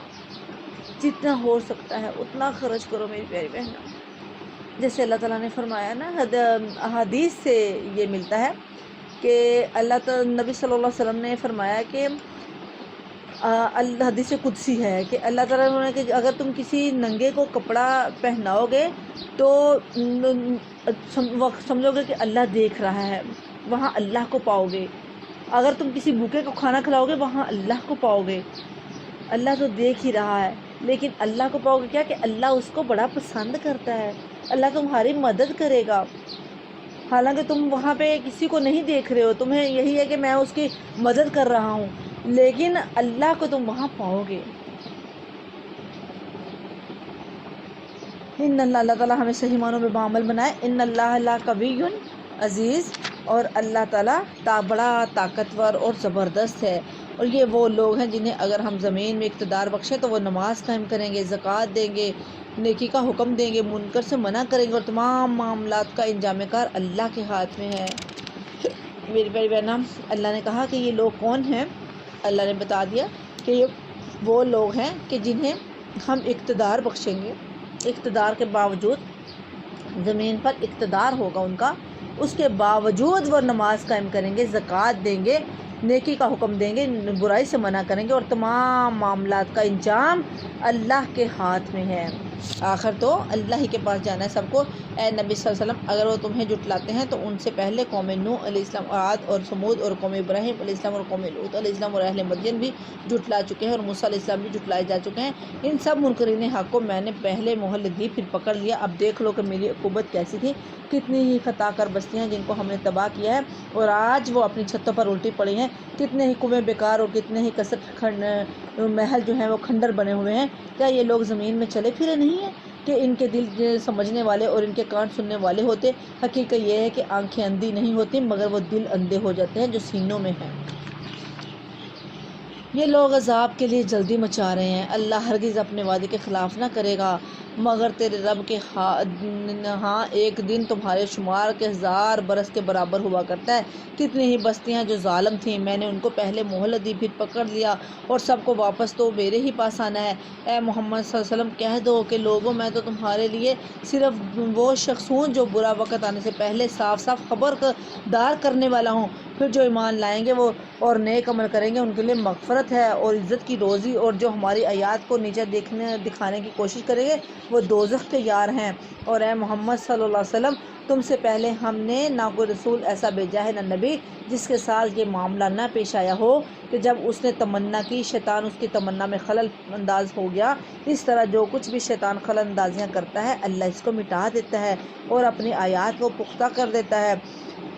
واللہ عالم، اور اللہ علیم ہے اور حکیم ہے. اللہ جاننے والا بھی ہے اور اللہ حکمت والا بھی ہے. وہ اس لیے ایسا ہونے دیتا ہے تاکہ شیطان کی ڈالی ہوئی خرابی کو فتنہ بنا دے ان لوگوں کے لیے جن کے دلوں میں نفاق کا روگ لگا ہوا ہے اور جن کے دل کھوٹے ہیں. حقیقت یہ ہے کہ یہ ظالم لوگ اناد میں بہت دور نکل گئے ہیں، اور علم سے بہرہ مند لوگ جان لیں کہ یہ حق ہے تیرے رب کی طرف سے، اور وہ اس پر ایمان لے آئیں اور ان کے دل اس کے آگے جھک جائیں. یقیناً اللہ ایمان لانے والوں کو ہمیشہ سیدھا راستہ دکھا دیتا ہے. اللہ تعالیٰ صحیح معنوں میں ہمیں مومن بنائے. اللہ صحیح معنوں میں سمجھ عطا فرمائے. انکار کرنے والے تو اس کی طرف سے شک میں ہی پڑے رہیں گے یہاں تک کہ یا تو ان پر قیامت کی گھڑی اچانک آ جائے یا ایک منحوس دن کا عذاب نازل ہو جائے. اس روز بادشاہی اللہ ہی کی ہوگی اور وہ ان کے درمیان فیصلے کر دے گا. جو ایمان رکھنے والے اور عمل صالح کرنے والے ہوں گے اور وہ نعمت بری جنتوں میں جائیں گی، اور جنہوں نے کفر کیا ہوگا اور ہمارے آیات کو جھٹلایا ہوگا ان کے لیے رسوا کن عذاب ہوگا۔ اور جن لوگوں نے اللہ کی راہ میں ہجرت کی پھر قتل کر دیے گئے یا مر گئے، اللہ ان کو اچھا رزق عطا فرمائے گا، اور یقیناً اللہ ہی بہترین رازق ہے۔ وہ انہیں ایسی جگہ پہنچائے گا جس سے وہ خوش جائیں گے۔ بے شک اللہ علیم ہے اور حلیم ہے۔ یہ تو ہے ان کا حال جو کوئی بدلہ لے ویسا ہی جیسا اس کے ساتھ کیا گیا، اور پھر اس پر زیادتی بھی کی گئی ہو تو اللہ اس کی مدد ضرور کرے گا۔ اللہ معاف کرنے والا اور درگزر کرنے والا ہے۔ یہ اس لیے کہ رات سے اور دن سے رات نکالنے والا بھی اللہ ہی ہے، اور وہ سمیع بھی ہے اور بصیر بھی ہے۔ یہ اس لیے کہ اللہ ہی حق ہے اور سب باطل ہے۔ جب جنہیں اللہ کو چھوڑ کر یہ لوگ پکارتے ہیں اور اللہ ہی بالادست اور بزرگ ہے، کیا تم دیکھتے نہیں ہو کہ اللہ آسمان سے پانی برساتا ہے اور اس کی بدولت زمین سرسبز ہو جاتی ہے؟ حقیقت یہ ہے کہ وہ لطیف ہے اور خبیر ہے۔ میری پیاری بہنوں، آپ دیکھ رہی ہیں کہ مسلسل آیت کا اینڈ اللہ کی صفات پر ہو رہا ہے کہ اللہ علیم ہے، اللہ الحلیم ہے، اللہ عفو ہے، اللہ غفور ہے، اللہ سمیع ہے، اللہ بصیر ہے۔ کتنی پیاری آیات ہیں۔ اللہ علی ہے، اللہ کبیر ہے، اللہ لطیف ہے، اللہ خبیر ہے۔ سبحان اللہ۔ میری پیاری بہنوں، اللہ تعالیٰ کے اسماء الحسنی ضرور یاد کرنے ہیں۔ میں نے آپ کو پہلے بھی کہا تھا، ان پہ ضرور غور کرنا ہے، ضرور غور کرنا ہے۔ کتنی پیاری اللہ کی صفات ہیں۔ اسی کا ہے جو کچھ آسمانوں میں ہے اور جو کچھ زمین میں ہے۔ بے شک وہی تو غنی ہے اور حمید ہے۔ کیا تم دیکھتے نہیں ہو کہ اس نے وہ سب کچھ جو تمہارے لیے مسخر کر رکھا ہے جو زمین میں ہے، اور اسی نے کشتی کو قاعدے کا پابند بنایا ہے اور وہ اس کے حکم سے چلتی ہے، اور وہی آسمان کو اسی طرح تھامے ہوئے ہے کہ اس کے اذن کے بغیر وہ زمین پر نہیں گر سکتا۔ واقعہ یہ ہے کہ اللہ لوگوں کے حق میں بڑا ہی شفیق ہے اور رحیم ہے۔ وہی ہے جس نے تمہیں زندگی بخشی ہے، وہی ہے جو تم کو موت دیتا ہے، اور وہی ہے جو تم کو دوبارہ زندہ کرے گا۔ سچ یہ ہے کہ انسان بڑا ہی منکر حق ہے۔ ہر امت کے لیے ہم نے ایک طریقہ عبادت مقرر کیا۔ دیکھو اللہ تعالیٰ کیا فرما رہے ہیں کہ انسان بڑا ہی منکر حق ہے۔ اللہ انسان تو ایسا ہے کہ جو حق کا انکار ہی کرنے والا ہے۔ اللہ تعالیٰ ہمیں ایسا انسان نہ بنانا۔ ہر امت کے لیے ہم نے ایک طریقہ عبادت مقرر کیا ہے جس کی وہ پیروی کرتے ہیں۔ پس اے محمد صلی اللہ علیہ وسلم، وہ اس معاملے میں تم سے جھگڑا نہ کرے، تم اپنے رب کی طرف سے دعوت دو، یقیناً تم سیدھے راستے پر ہو، اور اگر وہ تم سے جھگڑا کرے تو کہہ دو کہ جو کچھ تم کر رہے ہو اللہ کو خوب معلوم ہے۔ اللہ قیامت کے روز تمہارے درمیان ان سب باتوں کا فیصلہ کر دے گا جن میں تم اختلاف کرتے رہے ہو۔ کیا تم جانتے نہیں ہو کہ آسمان اور زمین کہ ہر چیز کا علم اللہ کے پاس ہے، سب کچھ ایک کتاب میں درج ہے۔ اللہ کے لیے یہ کچھ بھی مشکل نہیں ہے۔ یہ لوگ اللہ کو چھوڑ کر ان کی عبادت کر رہے ہیں جن کے لیے نہ تو اس نے کوئی سند نازل کی ہے اور نہ یہ خود ان کے بارے میں کوئی علم رکھتے ہیں۔ ان ظالموں کے لیے کوئی مددگار نہیں ہے۔ اور جب ان کو ہماری صاف صاف آیات سنائی جاتی ہیں تو تم دیکھتے ہو کہ منکرین حق کے چہرے بگڑنے لگتے ہیں، اور ایسا محسوس ہوتا ہے کہ ابھی وہ ان لوگوں پر ٹوٹ پڑیں گے جو انہیں ہماری آیات سنا رہے ہیں۔ ان سے کہہ دو کہ میں بتاؤں تمہیں کہ اس سے بدتر چیز کیا ہے؟ آگ۔ اللہ نے اسی کا وعدہ کیا ان لوگوں کے حق میں کر رکھا ہے جو قبول حق سے انکار کریں، وہ بہت ہی برا ٹھکانہ ہے۔ کتنی پیاری آیات ہے نا۔ اس سے بڑھ کر اور حق کیا ہونا ہے؟ اس سے بڑھ کر اور واضح آیات کیا ہونی ہے میری بہنوں؟ اس سے بڑھ کر تو واضح آیات نہیں ہو سکتے۔ اور واقعی ایسے ہے جو منکرین حق ہوتے ہیں نا، جو حق کو پہچانتے نہیں ہیں، جو بس یہ ان کے دلوں میں تصور ہوتا ہے کہ بس ہم تو جو کرتے ہیں یہی کرنا ہے، ہر درمی، انا، ضد، تو وہ واقعی ایسے ہوتا ہے کہ کوئی بات اگر بتاؤ نا کسی کو تو وہ ایسے ہوتا ہے کہ بس ابھی کھا جائیں گے، لڑنا جھگڑنا، حق کو تسلیم نہ کرنا۔ اللہ تعالیٰ کیا کہہ رہے ہیں؟ جو قبول حق سے انکار کریں گے وہ بہت ہی برا ٹھکانہ ہے۔ لوگوں ایک مثال دی تھی، غور سے سنو۔ جن معبودوں کو تم خدا کو چھوڑ کر پکارتے ہو وہ سب مل کر ایک مکھی بھی پیدا کرنا چاہیں تو نہیں کر سکتے، بلکہ اگر مکھی ان سے کوئی چیز چھین لے جائے تو وہ اسے چھڑا بھی نہیں سکتے۔ مدد چاہنے والے بھی کمزور اور جن سے مدد چاہی جاتی ہے وہ بھی کمزور۔ ان لوگوں نے اللہ کی قدر ہی نہ پہچانی جیسا کہ اس کو پہچاننے کا حق ہے۔ میری پیاری بہنا، اللہ کو قدر، واقعی اللہ کتنی پیاری بات کر رہے ہیں نا کہ یہ لوگ ان لوگوں کو پکارتے ہیں جو خود بھی کمزور ہیں اور یہ پکارنے والے بھی کمزور ہیں، دونوں ہی کمزور ہیں، اور اللہ کی قدر انہوں نے کی نہیں جیسے کرنے کا حق ہے، اللہ کی قدر کو انہوں نے پہچانا ہی نہیں جیسے پہچاننے کا حق ہے۔ اللہ کی قدر کیا ہے کہ اس کی بات کو مانا جائے، اس کے ساتھ کسی کو شریک نہ کیا جائے، اور کسی کو بھی شریک نہ کیا جائے کسی بھی معاملے میں، نہ الوہیت میں نہ ربوبیت میں۔ ان لوگوں نے اللہ کی قدر ہی نہ پہچانی، جیسا کہ اس کو پہچاننے کا حق ہے۔ واقعہ یہ ہے کہ قوت اور عزت والا تو اللہ ہی ہے۔ حقیقت تو یہ ہے، حقیقت یہ ہے کہ اللہ اپنے فرامین کی ترسیل کے لیے ملائکہ میں سے بھی پیغام رساں منتخب کرتا ہے اور انسانوں میں سے بھی، اور وہ سمیع بھی ہے، بصیر بھی ہے۔ جو کچھ ان کے سامنے ہے اسے بھی وہی جانتا ہے، اور جو کچھ ان سے اوجل ہے اسے بھی وہی واقف ہے، اور سارے معاملات اسی کی طرف رجوع ہوتے ہیں۔ اے لوگو جو ایمان لائے ہو، رکوع اور سجدہ کرو اور اپنے رب کی بندگی کرو اور نیک کام کرو، شاید کہ تم کامیاب ہو جاؤ، اور اللہ کی راہ میں جہاد کرو جیسا کہ جہاد کرنے کا حق ہے۔ میرے پیارے بہنوں، اب یہاں پہ اللہ کیا کرے تاکہ تم کامیاب ہو جاؤ۔ اے لوگو ایمان لاؤ، رکوع کرو، سجدہ کرو، عبادت کرو اپنے رب کی، اور نیکی کے کام کرو، سبقت کرو، فٹافٹ نیکی کرو تاکہ تم کامیاب ہو جاؤ۔ یہی کامیابی ہے کہ جو نیکی کرے گا۔ ایک سجدہ یہاں پہ ہے، لیکن اب زوال کا وقت ہے، بعد میں سجدہ کر لینا انشاءاللہ۔ 2 سجدے، ایک پہلے ایک یہ۔ وجاہدوا فی اللہ حق جہادہ، جہاد کرو اللہ کے راستے میں جیسے حق ہے جہاد کرنے کا۔ میری پیاری بہنہ، سب سے پہلا جہاد کیا ہے؟ جہاد کا مطلب ہے کوشش کرنا۔ سب سے پہلا جہاد ہے اپنے نفس کے ساتھ جہاد کرنا۔ جو بندہ سب سے پہلے اپنے نفس کے ساتھ جہاد کر لیتا ہے نا، اس کے جیسا مجاہد ہی کوئی نہیں ہے۔ وہ باقی جہاد تو بعد کی بات ہے نا، جہاد فی سبیل اللہ جو اللہ کے راستے میں لڑنے کا جہاد ہے۔ سب سے پہلا جہاد کامیابی کے لیے کیا کرنا ہے؟ نفس پر کشی کرنی ہے، نفس کی پیروی نہیں کرنی، نفس کی اتباع نہیں کرنی، اسی میں ہی کامیابی ہے۔ نفس ہمیشہ ہمیں الٹے راستے پہ چلاتا ہے، نفس ہمیشہ ہمیں شیطان کے بہکاوے میں لے جاتا ہے، نفس ہمیشہ شیطان کی مانتا ہے، نفس کی کبھی نہیں ماننی۔ اللہ تعالیٰ صحیح معنوں میں ہمیں جہاد کرنے والا بنائے۔ چھوٹے چھوٹے سے معاملے میں جہاد کرنی چاہیے نا، چھوٹے چھوٹے سے معاملے میں، جیسے مثال کے طور پہ اب بندہ بیٹھا ہوا ہے تو جو ہے وہ نماز کا ٹائم ہو گیا ہے، کوئی ایسا کام پڑ گیا ہے تو بندہ کہتا ہے چلو تھوڑی دیر ٹھہر کے ٹھہرو، وہیں پہ فوراً سے ہی نہیں کوشش کرے۔ جب بندہ کوشش کرتا ہے تو فوراً سے ہی وہ، جب بندہ جھٹکا دیتا ہے تو فوراً سے جب بندہ کھڑا ہو جاتا ہے تو جلدی سے بندہ وضو بھی کر لیتا ہے اور نماز کے لیے بھی کھڑا ہو جاتا ہے۔ لیکن جب بندہ بیٹھ جاتا ہے تو بیٹھا ہی رہ جاتا ہے، تو فوراً سے اس وقت کہنا ہے کہ نہیں نماز کا وقت نہیں، کہ پہلے وقت میں تو زیادہ ثواب ہے نا، اللہ کا فرمان ہے پہلے وقت میں زیادہ ثواب ہے تو میں زیادہ ثواب لوں گا، پھر کوئی اور اس سے زیادہ اہم کام نہ پڑ جائے تو میں جلدی سے پہلے یہ جو اصل اللہ تعالیٰ کا حکم ہے، جو اصل میرا کام ہے، اصل میرا مقصد ہے، یہ میں پہلے کر لوں، باقی تو سارے دنیاوی کام ہیں، کوئی بات نہیں، تو وہ فوراً سے ہو جائے گا۔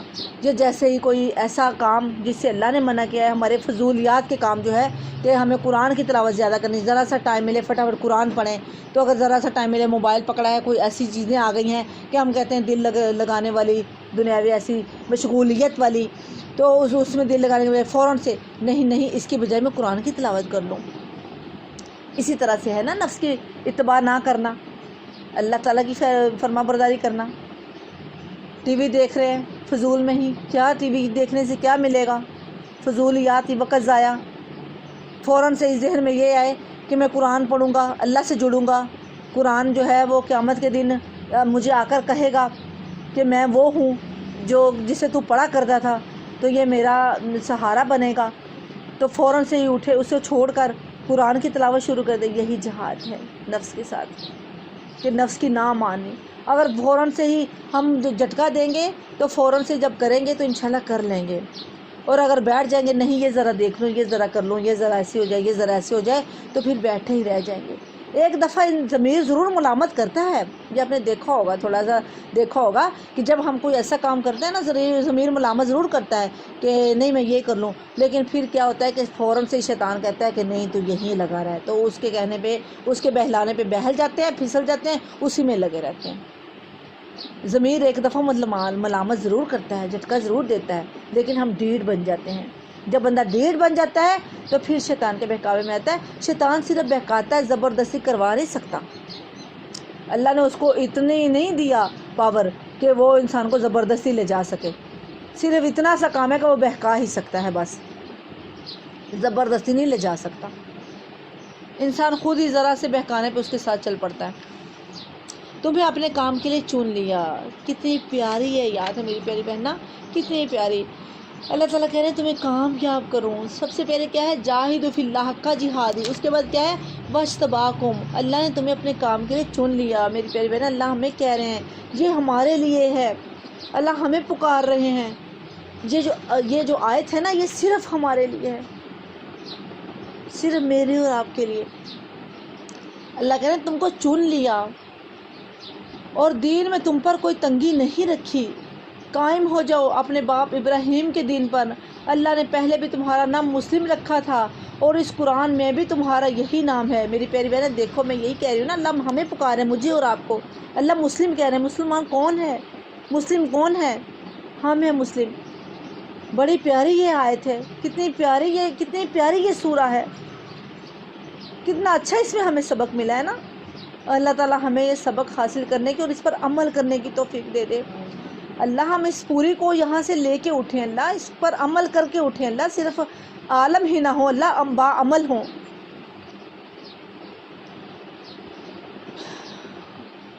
دین پر تم پر کوئی تنگی نہیں رکھی، قائم ہو جاؤ اپنے باپ ابراہیم کے دین پر۔ اللہ نے پہلے بھی تمہارا نام مسلم رکھا تھا، اس قرآن میں بھی تمہارا یہی نام ہے، تاکہ تم رسول پر گواہ ہو اور تم لوگوں پر لوگوں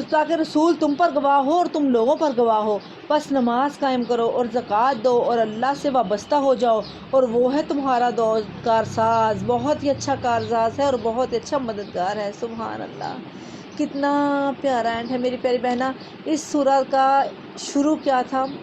قیامت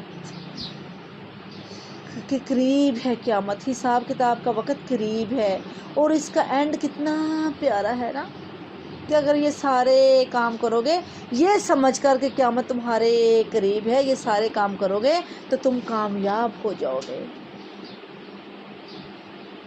مجھے تو یہی سمجھ آئی کہ اللہ تعالیٰ نے اس آیت سے جو ذاتی مجھے سمجھ آئی ہے وہ یہی کہ جو اللہ تعالیٰ ہمیں بار بار ایک ہی ذکر کی جا رہے ہیں، تو اللہ تعالیٰ کا مقصد صرف یہی ہے کہ ہم اس وقت سے ڈر جائیں، آج اس کے لیے محنت کر لیں، کہ جو برحق ہے، جو آنے والا ہے، اور جس میں کسی نے کسی کے کام نہیں آنا، صرف اعمال ہی کام آنے ہیں، اس کے علاوہ کچھ بھی کام نہیں آنا۔ اللہ ہمیں صحیح معنوں میں بعمل بنا دے، اللہ ہمیں صحیح معنوں میں قبول کر لے، اللہ صحیح معنوں میں ہمیں قبول کر لے۔ اللہ تعالیٰ کی یہ بہت پیاری آیت ہے، اس کو دوبارہ سے پھر پڑھو۔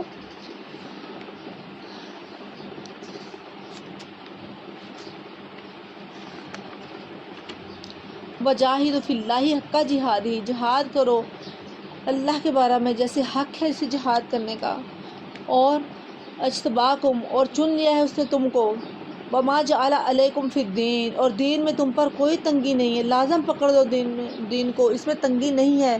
ملت ابیکم، اور یہ جو دین ابراہیم ہے تمہارے باپ کا، ملت ابیکم، دین ابراہیم تمہارے باپ ابراہیم علیہ السلام کا، ہوا سماکم المسلمین، اور تمہارا نام مسلمان ہے، تمہارا نام مسلم رکھا اللہ نے پہلے بھی اور اب بھی۔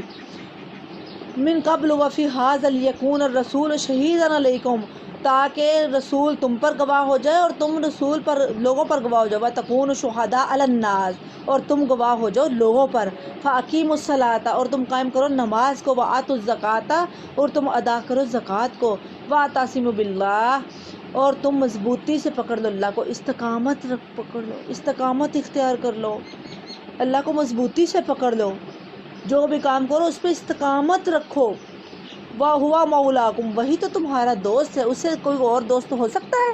وہی تو تمہارا دوست ہے۔ فَنِعْمَ الْمَوْلَا، بس کتنا ہی اچھا دوست ہے، کتنا اچھا وکیل ہے، کتنا اچھا کارساز ہے۔ وَنِعْمَ النَّصِيرُ، اور کتنا اچھا مددگار ہے۔ اللہ ہی تو ہے جو مدد کرنے والا ہے، اللہ ہی تو ہے جو کارساز ہے۔ اس کے علاوہ کوئی اور ہو سکتا ہے؟ سبحان ربک رب العزت عما یصفون وسلام علی المرسلین والحمد للہ رب العالمین وما علینا الا البلاغ المبین.